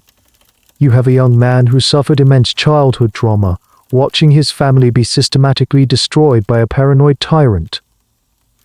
He then spent his formative years in a psychologically toxic environment on Capri, learning to suppress all his true feelings. A classic recipe for a personality disorder. Then he suffers a severe illness, a brain fever, after which his behavior changes dramatically. This is the textbook narrative of a mental break. From this perspective, his actions are the literal product of a diseased mind. He talks to statues because he is experiencing auditory hallucinations. He believes he is a god because he is suffering from delusions of grandeur. He lavishes insane luxury on his horse because his sense of proportion and value has been completely shattered. His cruelty isn't calculated, it's the impulsive, erratic violence of someone who has lost control of their own mind. The plan to make Citatus the consul is the final, bizarre flowering of a consciousness that has become totally detached from reality. He genuinely thinks it's a good idea, in the same way a toddler might think it's a good idea to put jam in a DVD player. It's madness, pure and simple. Now, let's take off that hat and try on the other one, the ultimate satirist. This interpretation is more modern and, in many ways, more disturbing. It argues that Caligula was not mad at all. He was intelligent, calculating, and possessed a biting, cruel wit. He saw the Roman system for what it had become, a sham. The Senate was a collection of powerless, fawning hypocrites who would rubber stamp any decree to save their own skins. The religious traditions were empty rituals for many. The entire edifice of the Augustan Principate, with its polite fiction of the emperor's first citizen, was a lie, and Caligula decided to expose that lie in the most brutal way possible. He was just a tyrant, he was a deconstruct stations. Every mad act was a calculated piece of political theatre designed to highlight the absurdity of the system. From this viewpoint, dressing up as a god was a delusion. It was a mockery of the emperor cult. Forcing senators to run beside his litter wasn't just cruelty, it was a living metaphor for their servile status. Building the bridge at WWII wasn't a waste of money, it was a demonstration of what absolute power, untethered by logic or public good, looked like. And the Incitatus affair is the masterstroke. He doesn't shower the horse with gold because he values the horse more than people. He does it to show the senators, I can give more wealth and status to this animal than you will ever have, and you can do nothing about it. The banquets are not social events, they are loyalty tests. And the proposal to make Incitatus consul is the punchline to a long, savage joke.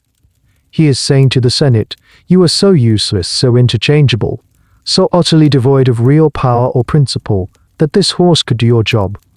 In fact, he would be a better consul than any of you, because at least he is honest. He doesn't pretend to be anything other than an animal who eats and sleeps. You pretend to be statesmen. In this reading, Caligula is a sort of proto-Joker, an agent of chaos who wants to burn down the corrupt system by exposing its internal hypocrisy. His goal is not to govern, but to mock the very idea of government. So which is it? The truth, as is often the case in history, is probably somewhere in the murky middle. It's unlikely to be a simple either-or. He could have been a man with a genuine, underlying mental instability whose condition was exacerbated by absolute power. This instability could have expressed itself through acts of politically savvy, sadistic mockery. His personal pathologies and his political intelligence could have been fused, feeding each other in a terrifying feedback loop. He was perhaps a madman who was also a genius at being a madman. This is the question that makes his reign so endlessly fascinating. It's why he remains a cultural touchstone for tyranny. If he was just a lunatic, H.E.S. a tragic figure, a victim of his own mind. But if he was a satirist, H.E.S. a man who saw the truth of his world and decided to reflect it back in a distorted, monstrous mirror. And the senators, looking into that mirror, saw themselves. And they didn't like what they saw. Let's put you in the room. Forget the high-minded historical debate for a moment and let's get practical. You are a Roman senator. You are a Roman senator. Your name is something suitably grand, like Lucius Marcius Philippus. You have a sprawling villa on the Esquiline Hill, a family name that goes back 300 years, and a deep-seated belief that you and your colleagues are the rightful guardians of Roman civilization. And you have just been informed that the emperor's next choice for a consular colleague is a horse. What is your next move? This isn't an abstract problem, it's a career-defining, life-threatening dilemma. First, you go home. You walk through the bustling forum, nodding gravely to your peers. You exchange meaningless pleasantries. They find day, Gaius. Indeed, Lucius, the gods smile upon us. But your eyes are darting, trying to read the expressions of the other senators. Is that fear in his eyes? Is that a flicker of outrage? Or is that the dead-eyed look of a man who has already accepted the new reality you can't trust anyone? The man you're smiling at could be one of Caligula's spies. Or he could be someone who will report your lack of enthusiasm to the emperor. Silence and a neutral expression are your only shields. You get to your villa and dismiss your slaves. You sit in your study, surrounded by the scrolls of Cicero and Cato, men who died for the idea of the Republic, and you start to game out the scenarios. Scenario 1, the sycophant's gambit. You decide to lean into the madness. You will be the first and most vocal supporter of Consul Incitatus. The next day in the Senate, you will stand and deliver a glowing speech about the horse's qualifications. You will praise his strong and silent demeanor, his unwavering loyalty to the emperor, and his refreshing lack of personal ambition. You will suggest that a statue of Incitatus in his consular robes be erected in the forum. You will propose that his term be extended. This is a high-risk, high-reward strategy. If it works, Caligula might notice you. He might see you as a man who understands him, a man of wit and loyalty. You could be showered with favors, promotions, a new governorship, but if you misread the emperor's mood, if he was just testing you and sees your flattery as a sign of your own spinelessness, he might decide you are exactly the kind of man he hates, and your career could end abruptly. Scenario to the silent protest. You do nothing. You attend the Senate, you listen, you vote yes on every proposal, but you do it with a stony funereal gravity. You perform your duties with a quiet, dignified resignation. You are banking on the idea that the emperor is a shark who is attracted to motion. If you stay perfectly still, maybe he won't notice you. This is the safest short-term option, the one most of your colleagues will probably take, but it is a soul-crushing path. Every day is an exercise in self-loathing, and it offers no long-term security. The emperor's gaze can fall on anyone at any time, for any reason. Your silence could be interpreted as sullen disapproval. Scenario 3: The conspiracy. In the dead of night, you receive a discreet message. A fellow senator, someone whose family has also suffered under the emperor, wants to meet. You go, cloaked and taking winding back alleys to a secret location. There, in a dimly lit room, the whispers begin. This cannot go on. The man is a monster. He defiles the gods and the state. The horse, that was the last straw. This is the most dangerous path. If the plot is discovered, you and everyone you have ever spoken to will be arrested, tortured, and executed in the most gruesome way imaginable. Your family will be destroyed, your property confiscated, your name erased from history. But it is the only path that offers a real solution. It is the only way to restore some semblance of sanity and dignity to your world. This is the reality of your choice. It's a choice between collaboration, passive acceptance, and lethal risk. You look at your children sleeping peacefully. What future do they have in a world where the head of state is a horse? You think of your ancestors, whose portraits hang in the atrium, their stern marble faces judging you. And now for a specific, little-known piece of etiquette from this time. When you were in the emperor's presence, there were unwritten rules about how to behave around Incitatus. You were expected to acknowledge the horse. A slight, respectful nod was considered appropriate. You were not to make any sudden movements that might startle him. And, most importantly, you were never, ever to smell of the stable yourself. It was considered an insult to Incitatus's unique status to imply he was just a common animal. So, before going to the palace, you would ensure your own clothes and person were free of any equestrian odors. The level of detail and the required pretense is staggering. So, Lucius Marcius Philippus, what do you do? Do you draft your speech praising the horse? Do you practice your neutral expression in a polished bronze mirror? Or do you send a trusted slave with a coded message, agreeing to the secret meeting?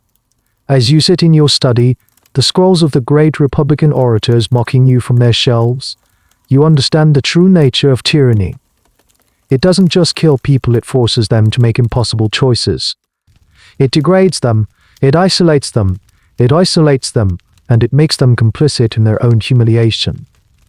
The question is no longer what is the right thing to do, the question is what is the survivable thing to do, and the answers are getting narrower every single day. The Incitatus for consular affair is not an isolated incident. It's the symbolic peak of a mountain of grievances that has been building since Caligula recovered from his illness. For the Roman elite, life has become an unbearable tightrope walk. But it's not just the senators who are suffering. The cumulative effect of Caligula's reign is being felt across all levels of society, and the pressure is reaching a breaking point. Let's look at the financial strain. The empire's coffers are empty. Tiberius's vast fortune has been squandered on flirting bridges, golden notes, and lavish games. To refill them, Caligula resorts to increasingly desperate and predatory measures. He introduces a wave of new, arbitrary taxes. There are taxes on legal disputes, even a tax on the earnings of people working in the world's oldest profession. This last one was considered particularly shocking and undignified for a Roman emperor to involve himself with. But his primary method for fundraising is judicial murder. He uses the treason laws, the maestas, as a revenue-generating tool. You are a wealthy merchant. You are a wealthy merchant. You find yourself accused of having spoken ill of the emperor. Your accuser is a professional informant, a delator, who will get a cut of your estate if you are convicted. There is no fair trial. You are found guilty, executed, and your property is seized by the imperial treasury. This is happening constantly. The rich are living in a state of perpetual fear, knowing that their wealth makes them a target. Then there is the personal, unpredictable terror.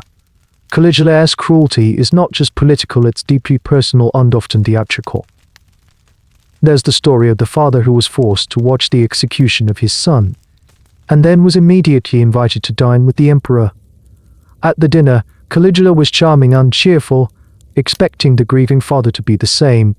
The man had to laugh at the emperor's jokes while his son's death was still fresh in his mind. It's a level of psychological torment that is hard to comprehend. He also develops a cruel sense of humor about the shortages he creates. During a grain shortage in the city, when the common people are grumbling, he responds not by opening the emergency granaries, but by staging a particularly spectacular set of gladiatorial games. When the supply of condemned criminals to be thrown to the wild beasts in the arena runs low, he casually orders his guards to seize a section of the crowd and throw them in instead. He had their tongues cut out first so they couldn't scream his name. Whether this story is literally true or an exaggeration, it captures the essence of his rule. The lives of his subjects have no value to him. They are props in his personal drama. This brings us to a specific, and rather pathetic, detail of his tyranny, his insecurity about his appearance. Suetonius claims Caligula was sensitive about the fact that he was going bald prematurely. He made it a capital offense for anyone to look down on him from a greater height as he passed by. He also apparently despised goats and would get angry if anyone even mentioned the word goat in his presence, for reasons that remain obscure to history. It's a small, almost comical detail, but it's revealing. This god-emperor, this master of the world, is so fragile in his ego that a downward glance or the name of a farm animal can send him into a rage. All of these factors, the financial ruin, the constant fear of execution, the arbitrary cruelty, the religious sacrilege, and the sheer exhausting absurdity of things like the incitatus proposal are creating a powerful, unspoken consensus. This cannot continue.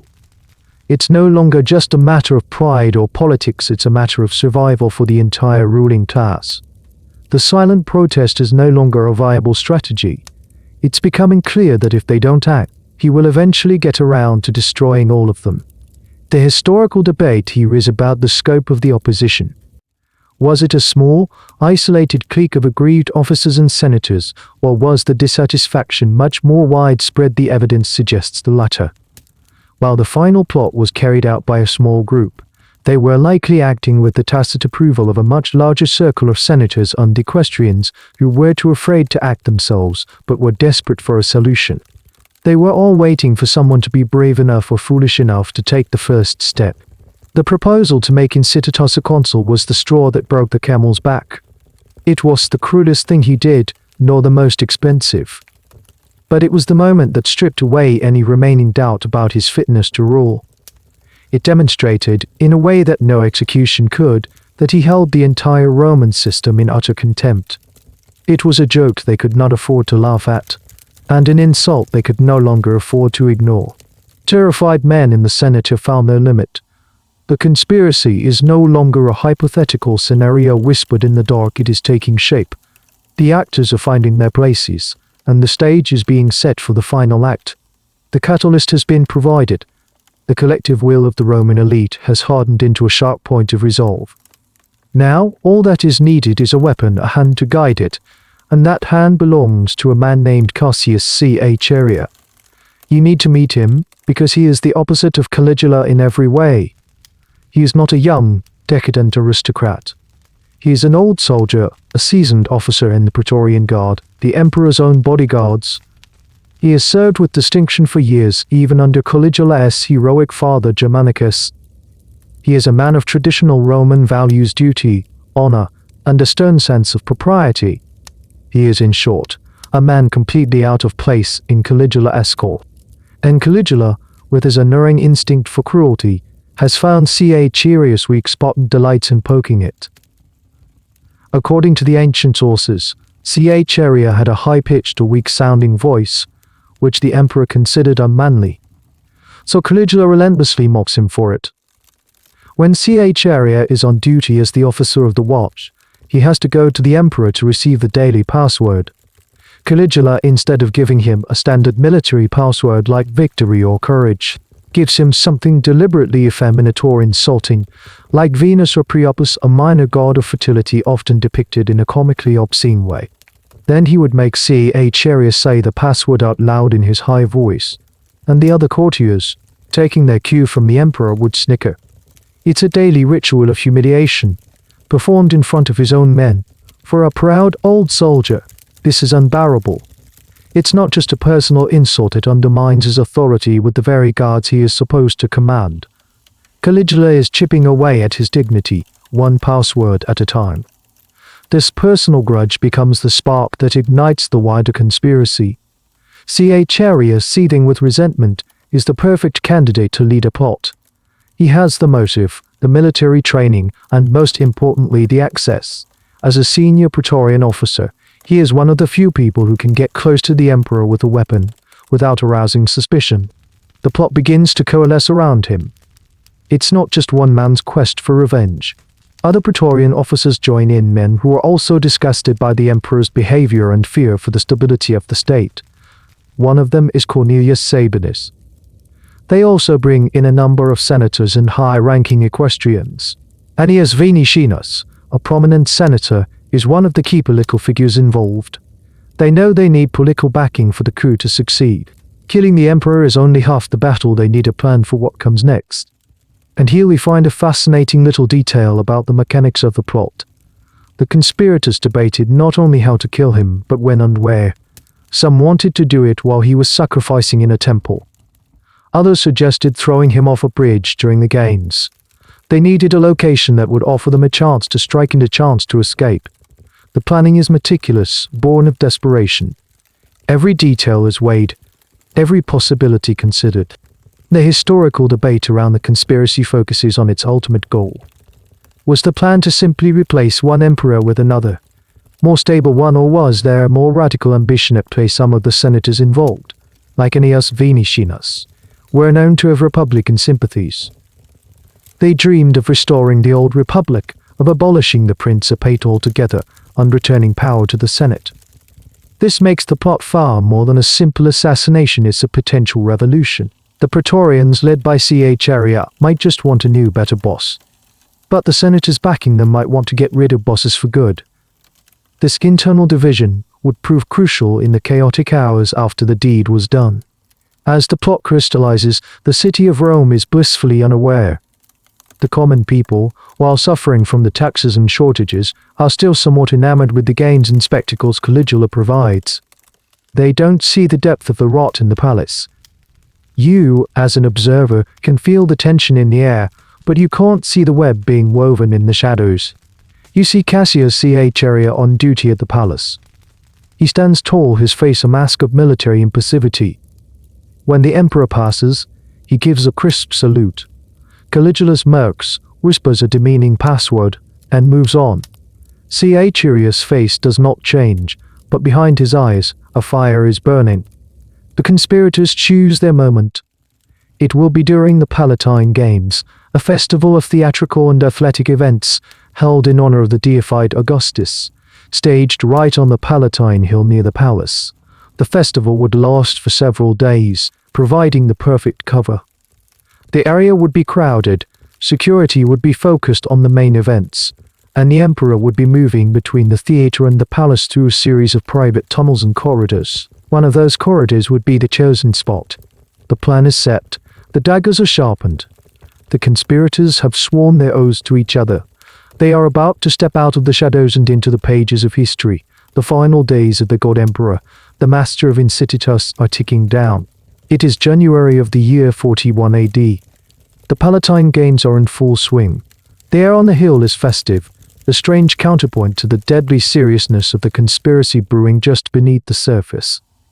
You are part of the crowd, or perhaps a guest in the theater, watching the final days of Caligula's life play out like the final act of a Greek tragedy. The emperor is in his element. He loves the theater, the adulation of the crowd, the grand spectacle. He is not just a spectator, he is a performer. He throws special fruits and prize tokens to the audience, reveling in their cheers. He engages in witty banter with the actors on stage. For these few days, he seems almost like the charming, popular emperor he was at the very beginning of his reign. It's a deceptive calm, the eerie quiet before a storm. The conspirators led by Cassius Caligula are all around him. They are on duty, in their Praetorian Guard uniforms, forming his security detail. They are the men he trusts to protect him, and they are the ones who will kill him. The dramatic irony is thick enough to cut with a knife. Caligula is there, enduring the emperor's final taunts about his voice, his face's tony mask of professionalism. On the day chosen for the assassination, January 24th, Caligula is having a particularly good time. He is so engrossed in the performances that he considers cancelling his usual lunch and nap, which throws the conspirators into a panic. Their plan depends on him leaving the theater and walking through the specific corridor where they have set their ambush. For a tense hour, it seems the plan might be foiled by the emperor's good mood. Finally, around the 7th hour, about 1 p.m., his friends and his uncle, Claudius, persuade him to go and get some food and dressed. The procession forms. Caligula, accompanied by his personal retinue of guards and courtiers, leaves the main theater. They enter a network of underground passages, a cryptoporticus, that connects the theater to the palace. This is a detail you can still see in the ruins on the Palatine Hill today, a long vaulted brick corridor. It's dimly lit, quiet, and relatively secluded.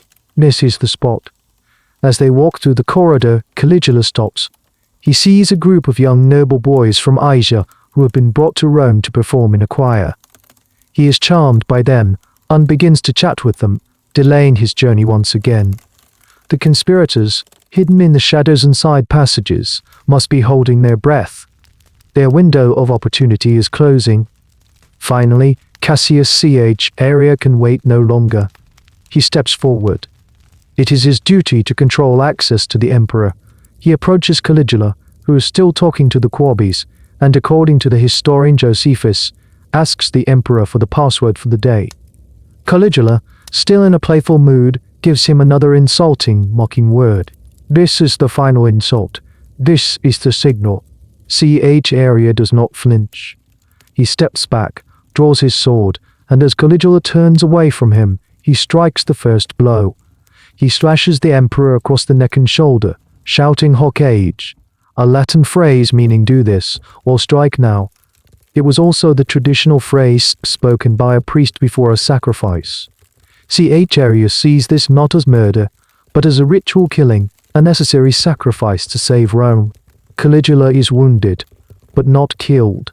He cries out in pain and confusion and tries to run. But there is nowhere to go. The narrow corridor is blocked. The other conspirators, led by Cornelius Sabinus, swarm out of the shadows. They surround the fallen emperor. There is no mercy, no hesitation. This is not a clean, swift execution. It is a frenzied, brutal attack, fueled by years of pent-up hatred and fear. Here you get a chilling, specific detail that has been preserved in the historical accounts. As Caligula lies on the ground, dying, he is said to have cried out, "I am still alive," as if in disbelief that a god could be killed. The conspirators, in their frenzy, continue to stab his body long after he is dead, each one wanting to land a blow to participate in the act of liberation. They stab him more than 30 times. In the chaos, the emperor's litter bearers and his loyal German bodyguard, who were further down the corridor, hear the commotion. They rush to the scene, but it's too late. They find the emperor's body, a bloody heap on the floor of the passage. Enraged, they begin to attack anyone they see, cutting down a few innocent senators and guards in the confused fighting that follows. But the main conspirators have already melted away, their bloody work done. The news begins to spread through the palace like a shockwave. The emperor is dead. At first, no one believes it. A false rumor is even spread that Caligula is alive and that the assassins have been caught, a deliberate piece of misinformation to confuse the situation. But the truth cannot be contained. The god emperor, the man who talked to the moon and planned to make his horse a consul, is dead. He lies in a pool of his own blood in a dark service corridor, his reign of terror brought to a sudden violent end. The final act of the tragedy is over, but a new, chaotic play is just beginning. Rome is without a master, and in the power vacuum, anything can happen. The deed is done. The tyrant is dead, but the conspirators' euphoria, if they felt any, is short-lived. The assassination doesn't bring order, it unleashes chaos. The immediate aftermath is a whirlwind of confusion, fear, and brutal opportunism. The first act of this new drama is one of pure, savage revenge. While the fighting and confusion are still raging in the corridors of the palace, the group of the assassins, their blood still up, remembers that the divine family is not yet extinct. Caligula had a wife, Caesarea, and a young daughter, Julia Drusilla, named after his beloved deceased sister. In the cold logic of a Roman coup, they are loose ends. The daughter, in particular, is a threat, as Caligula's only child. She represents a potential rallying point for anyone loyal to his memory. A centurion is dispatched to the empress's quarters. There, he finds Caesarea, weeping and clutching her infant daughter. She knows what is coming. According to Suetonius, she presents her neck to the soldier, ready to die. He shows no hesitation. He kills her, then he turns to the baby girl. In a final, horrifying act of brutality, the child is killed by having her head smashed against a wall. The sources say she had inherited her father's temper and would try to scratch and bite her playmates, a detail, likely invented later, to somehow justify this horrific act. With this, the god emperor's entire immediate family has been wiped out. Meanwhile, back in the main theater, the crowd and the senators who remained are in a panic. The sounds of fighting are echoing from the palace.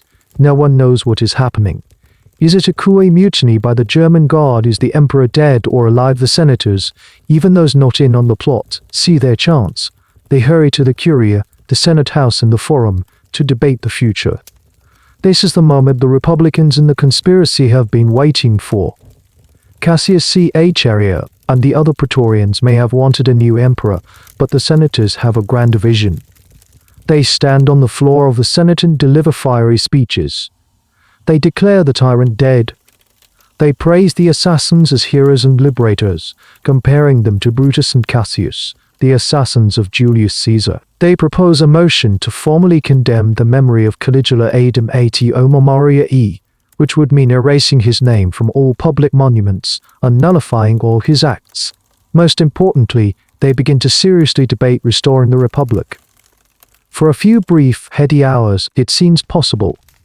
They talk of abolishing the Principate, of returning power to the Senate and the people of Rome, of turning back the clock 50 years to a time before emperors. The dream that had been whispered in secret is now being shouted in the open. They even issue a coin to commemorate the recovery of liberty. But they are forgetting one crucial player in this game, the Praetorian Guard. While the senators are busy making speeches about freedom, the Praetorians are thinking about their jobs, their power, and their bonuses. A restored republic has no need for a massive, privileged imperial guard.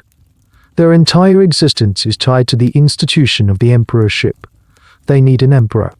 And this is where you witness one of the most bizarre and pivotal scenes in Roman history. While the senators debate, a few Praetorian guardsmen are prowling through the now eerily quiet imperial palace, looking for loot. One of them, a soldier named Gratus, wanders into a set of private apartments. He notices a pair of feet shuffling behind a large curtain. Thinking it's someone hiding from the chaos, he pulls the curtain aside. Huddled there, trembling with fear, is a 50-year-old man. It is Claudius, the uncle of the slain Caligula. Claudius has spent his entire life being overlooked and underestimated. He has a limp, a slight stammer, and various nervous tics, possibly from a childhood illness like cerebral palsy. His family, including Caligula, had always treated him as a fool, a court jester, someone to be mocked at dinner parties. He survived the purges of Tiberius and the madness of Caligula, precisely because no one took him seriously enough to see him as a threat. And now this forgotten man is the last adult male of the Julio-Claudian dynasty. The soldier Gratus does not see a fool. He sees an opportunity. He sees the brother of the great Germanicus, the uncle of the last emperor. He sees a potential new emperor. Instead of killing him, the soldier kneels and, in a moment of pure improvisation, hails him as imperator. Claudius is terrified. He thinks they are going to kill him. He falls at the soldier's feet, begging for his life. But other guards have arrived now. They see what Gratus sees. They lift the trembling Claudius onto their shoulders and carry him out of the palace. They march him through the streets to the Praetorian camp, the heavily fortified barracks just outside the city walls. The power in Rome is now split. In the Senate House, the politicians are drafting laws for a new republic. In the Praetorian camp, the soldiers have a new emperor, whether he wants the job or not. The two sides are on a collision course. The dream of a restored republic, which had burned so brightly for a few hours, is about to be extinguished by the cold, hard reality of military power. The god is dead, but the system that created him is very much alive, and it is about to produce his successor from behind a curtain. The city holds its breath. Rome is now a tale of two powers. On one side, you had the Senate, cloistered in the Forum, full of high-minded ideals and the intoxicating dream of a restored republic. They represent the old way, the ghost of a Rome that hasn't truly existed for almost a century. On the other side, you have the Praetorian Guard, secure in their fortress-like camp, holding a terrified, stammering man who they have unilaterally declared the new master of the world. They represent the new reality, a military force that understands it is the true kingmaker. You can feel the tension in the streets. The city is in a state of suspended animation. The shops are shuttered. People stay in their homes, listening for the sound of marching feet that could signal the start of a civil war. Which side will yield? The senators, led by the consuls, try to assert their authority. They send a delegation of tribunes, officials meant to represent the people, to the Praetorian camp.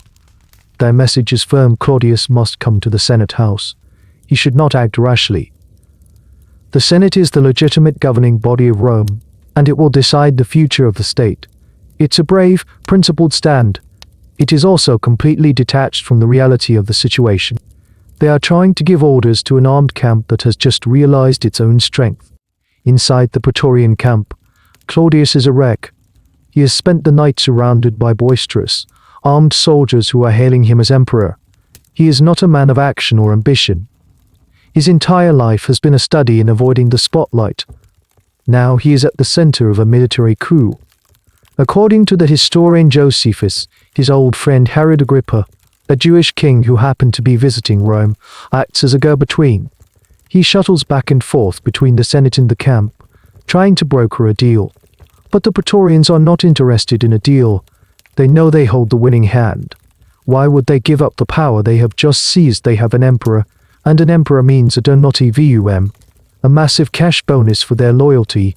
They are not just protecting Claudius, they are investing in him. Their financial future is now tied to his political survival. As the second day dawns, the Senate's position begins to crumble. Their initial unity starts to fray. The high-minded speeches about liberty give way to the petty rivalries and ambitions that had always simmered beneath the surface. Some senators begin to think that if there has to be an emperor, maybe it should be one of them. Different factions start to quietly back different candidates. Their brief, shining moment of Republican unity dissolves into a squabble. They have lost the initiative. The common people of Rome also begin to weigh in. A crowd gathers outside the Senate House. They are not chanting for liberty or the Republic. They are chanting for one ruler. They are afraid of the chaos that a power vacuum might bring. They fear a return to the bloody civil wars of the late Republic. An emperor, even a flawed one, represents stability. They have no love for the distant, arrogant senators. They want a single monarch, and since the soldiers have already chosen one, that seems like the easiest path back to normality. The popular tide is turning against the Senate. Seeing their support evaporate, the senators make a last, desperate attempt. They summon Cassius Chaerea, the hero of the hour, the man who killed the tyrant. They hope he can rally a force to oppose the Praetorians, but Chaerea, for all his bravery, is just one officer. He can't persuade the rest of the army to fight their own comrades in the guard. The moment is lost. By the evening of the second day, the reality is undeniable. The Senate has no army. The people want a monarch. And the Praetorians are not backing down. The senators, defeated and demoralized, give up. One by one, they slip away from the forum and make their way to the Praetorian camp to pay homage to the new emperor they had tried to prevent. The dream of the Republic is dead, this time for good. You watch as the last holdouts of the Senate arrive at the camp. They are greeted by the guards and escorted into the presence of the man they had mocked for decades. And there, you witness the final, ironic transfer of power. Claudius, who just 48 hours earlier was hiding behind a curtain, is now formally recognized by the Senate as the new emperor of Rome. His first act as emperor is a chilling one. He has to deal with the assassins of his nephew. While he might have been grateful to them on some level, he cannot afford to sanction the killing of an emperor by his own guards. It sets a terrible precedent. He orders the execution of Cassius Chaerea and a few of the other leading conspirators. Chaerea, the old soldier, is said to have faced his death with courage, asking to be killed with the very same sword he had used to strike the first blow against Caligula. It's a grim end for the man who thought he was liberating Rome. He was a hero for a day, and then a traitor the next. The brief, violent interlude is over. Order is restored. The new emperor is on the throne. The system has corrected itself. The god is dead. The curtain has fallen on his chaotic reign. And a new, unlikely actor has been pushed onto the stage. With the new emperor Claudius now firmly yet reluctantly, one final, peculiar piece of business remains. It's a question that probably didn't occur to many people in the chaos of the assassination and the coup, but it's one that needs an answer. What do you do with a horse that was almost a consul? What is the fate of Incitatus? The horse is, in a strange way, the most famous survivor of Caligula's reign. He is a living, breathing symbol of the madness that has just ended. His existence is a kind of public embarrassment for the new regime. To allow him to continue living in the style to which he has become accustomed would be to tacitly approve of Caligula's excesses. To punish the horse, on the other hand, would be ridiculous. He is, after all, just an animal. He didn't ask for a marble stall or a priestly appointment. Claudius, for all his supposed foolishness, turns out to be a surprisingly shrewd and practical politician. He understands the symbolic importance of dealing with the Incitatus situation. He needs to show Rome that the era of insanity is over and that common sense has been restored. And he does it with a kind of quiet, bureaucratic efficiency that is the complete opposite of Caligula's flashy cruelty. First, the horse's political and religious careers are officially terminated. His appointment as a priest is revoked. The plan to make him a consul is, of course, scrapped and probably mocked as the fantasy of a lunatic. Incitatus is stripped of his divine status and his purple blankets. He is, in essence, demoted. He is no longer a public figure. He is once again just a horse. Next, his budget is drastically cut. Claudius is a frugal ruler, and there is no room in his new, sensible budget for golden notes and wine-filled water pails. The team of dedicated household servants is dismissed. The opulent villa is repurposed. The ivory manger and the golden pail are likely melted down and returned to the imperial treasury. Incitatus rations are reduced from the feast of a god to the standard diet of a retired racehorse, good quality high-end barley, but nothing more. This is where the historian Cassius Dio, writing more than a century later, gives us the final, charmingly bureaucratic chapter of the story. According to Dio, Claudius issued a formal decree regarding the horse. He didn't order the horse to be killed or mistreated. Instead, he essentially put the horse on a state-sponsored pension. He ruled that because the horse had been trained to be a consul, he had incurred significant expenses for the state.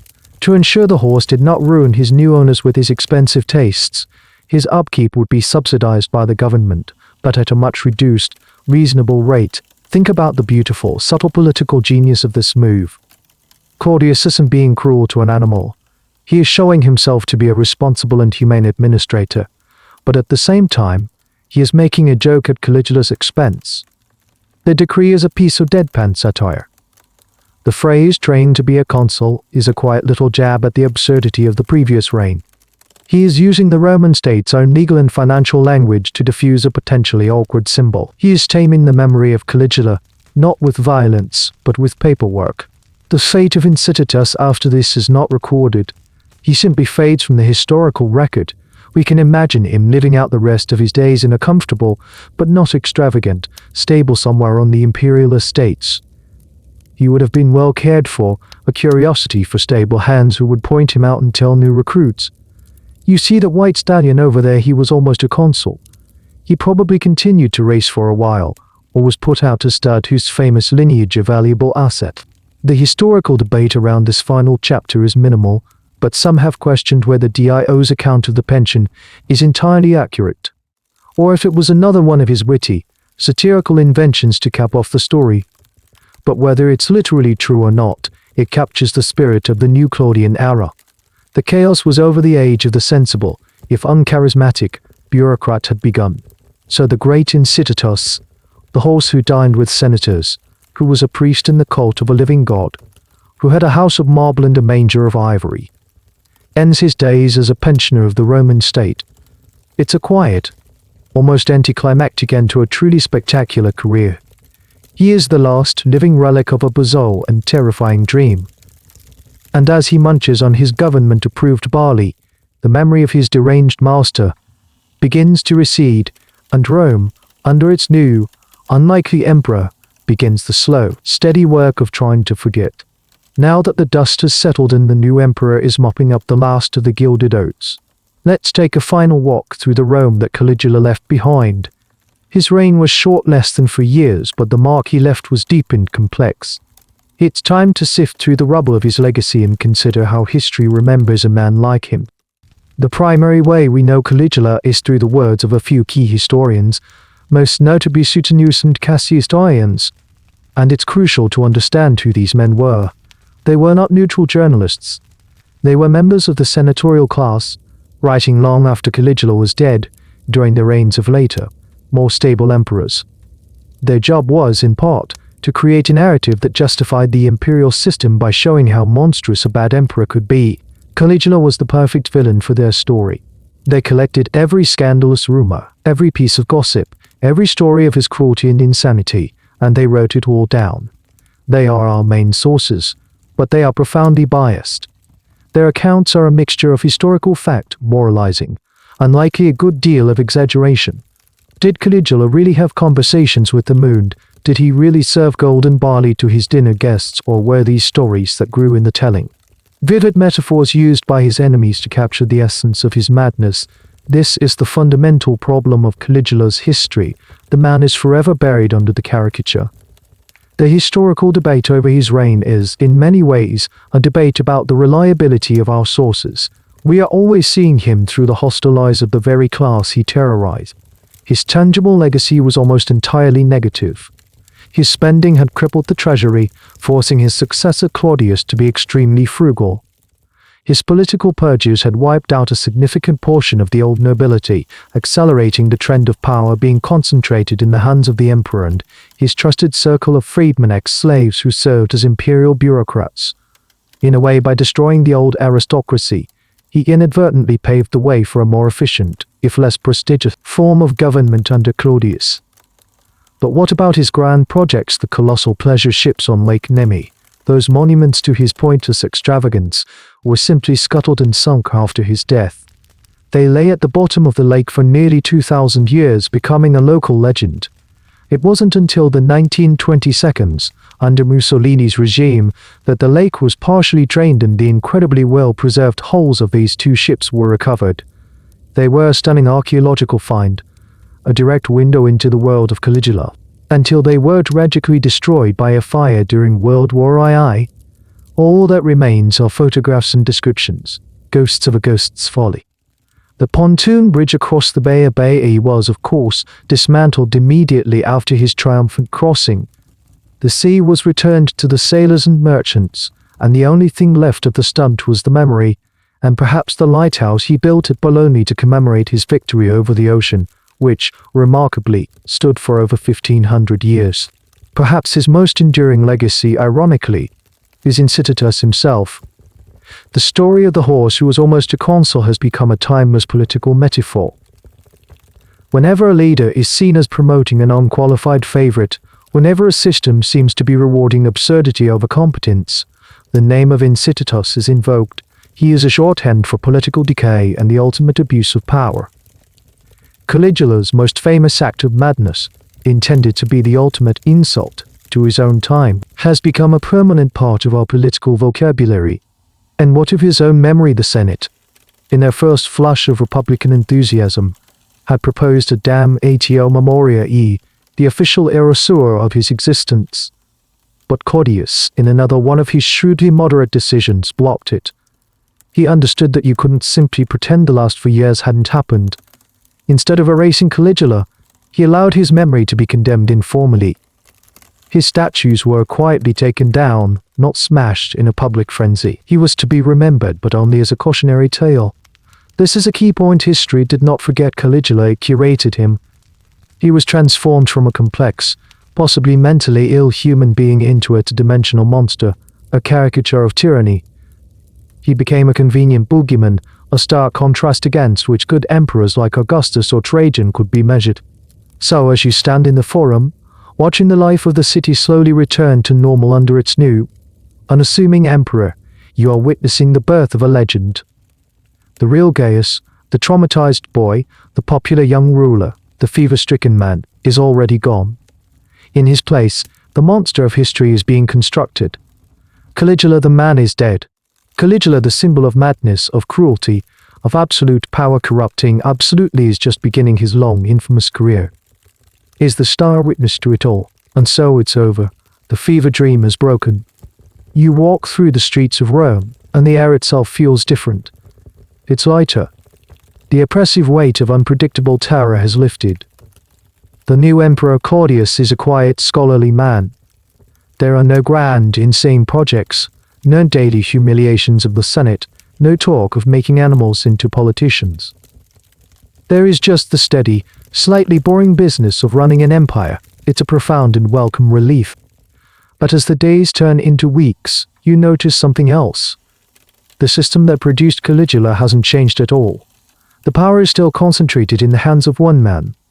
The Praetorian Guard still understands that they are the ultimate arbiters of who rules. The Senate is still a body that has learned to flutter and bow rather than lead.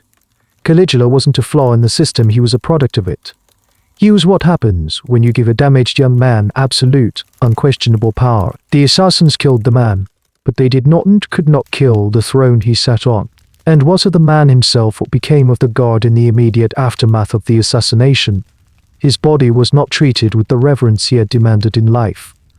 There was no grand funeral. His loyal German guards, grieving and enraged, took his body and carried it to the Lomian Gardens, a private imperial estate. There, in the dead of night, they gave him a hasty, makeshift funeral. He was partially cremated on a slapdash pyre, buried under a thin layer of turf. The man who saw himself as Jupiter, king of the gods, was unceremoniously dumped in a shallow grave. It's a grimly fitting end, a final, quiet testament to the hollowness of his divine claims. It wasn't until his sisters returned from exile months later that his remains were exhumed, properly cremated, and placed in the family mausoleum. This brings us to the final, great historical debate that surrounds his reign. It's not just about whether he was mad or a satirist. It's about whether the story we've just witnessed is even true. The Caligula, or we know the monster, the lunatic, the incestuous god-king, is almost entirely the creation of writers like Suetonius and Tacitus. They wrote with a clear political purpose to create a gallery of good and bad emperors. So, historians continue to ask how much of it is an exaggeration. Did they take his known eccentricities and cruelties and amplify them into a caricature of pure evil? Was the Incitatus story, in its most extreme details, a fabrication designed to make him look as ridiculous as possible? Are we reading an accurate biography, or are we reading a brilliant piece of political character assassination, that fascination that has successfully shaped our view for 2,000 years, we can never be certain. The real Caligula is lost to us, buried under the layers of his own infamy. We are left with the echo, the legend, the cautionary tale. And perhaps the most fitting symbol of this ambiguity is the horse. In Civitas, the silent partner in this whole mad enterprise. He stands in his new, more modest stable, munching on his government-subsidized hay. He is the living proof that something extraordinary and bizarre happened. But he is also just a horse, an innocent animal who was swept up in the vortex of one man's tormented and tyrannical imagination. He is a reminder that the most profound human dramas of power, madness, and history are often played out on a stage full of unwilling or unknowing participants. The city of Rome moves on. New buildings are built, new laws are passed, new battles are fought. The reign of the little boot becomes a story told to frighten children, a lesson for aspiring politicians. The dust of history begins to settle over the marble and the blood. The memory fades, but the echo of a horse that was almost a consul that will linger forever. The echoes of Rome are fading now, and the vibrant, chaotic city is dissolving into the soft quiet of the night. The story is told, and the weight of it can be set down. Let the hard edges of marble and the glint of golden notes soften and blur, becoming just fragments in a dream that is already beginning to form. Your own room reassembles itself around you, the faint hum of the fan taking the place of the forum's crowds, the gentle darkness replacing the torchlight of the palace. The journey is over. There are no more conspiracies to uncover, no more mad emperors to fear, no more horses to toast. There is only the quiet rhythm of your own breathing, a steady and peaceful metronome guiding you towards sleep. The past can be a heavy cloak, but now it's time to let it drift away, becoming as light and unsubstantiable as a passing shadow. The story has ended, its last whispers mingling with the silence. And now, you can rest. The end of the article. Good night.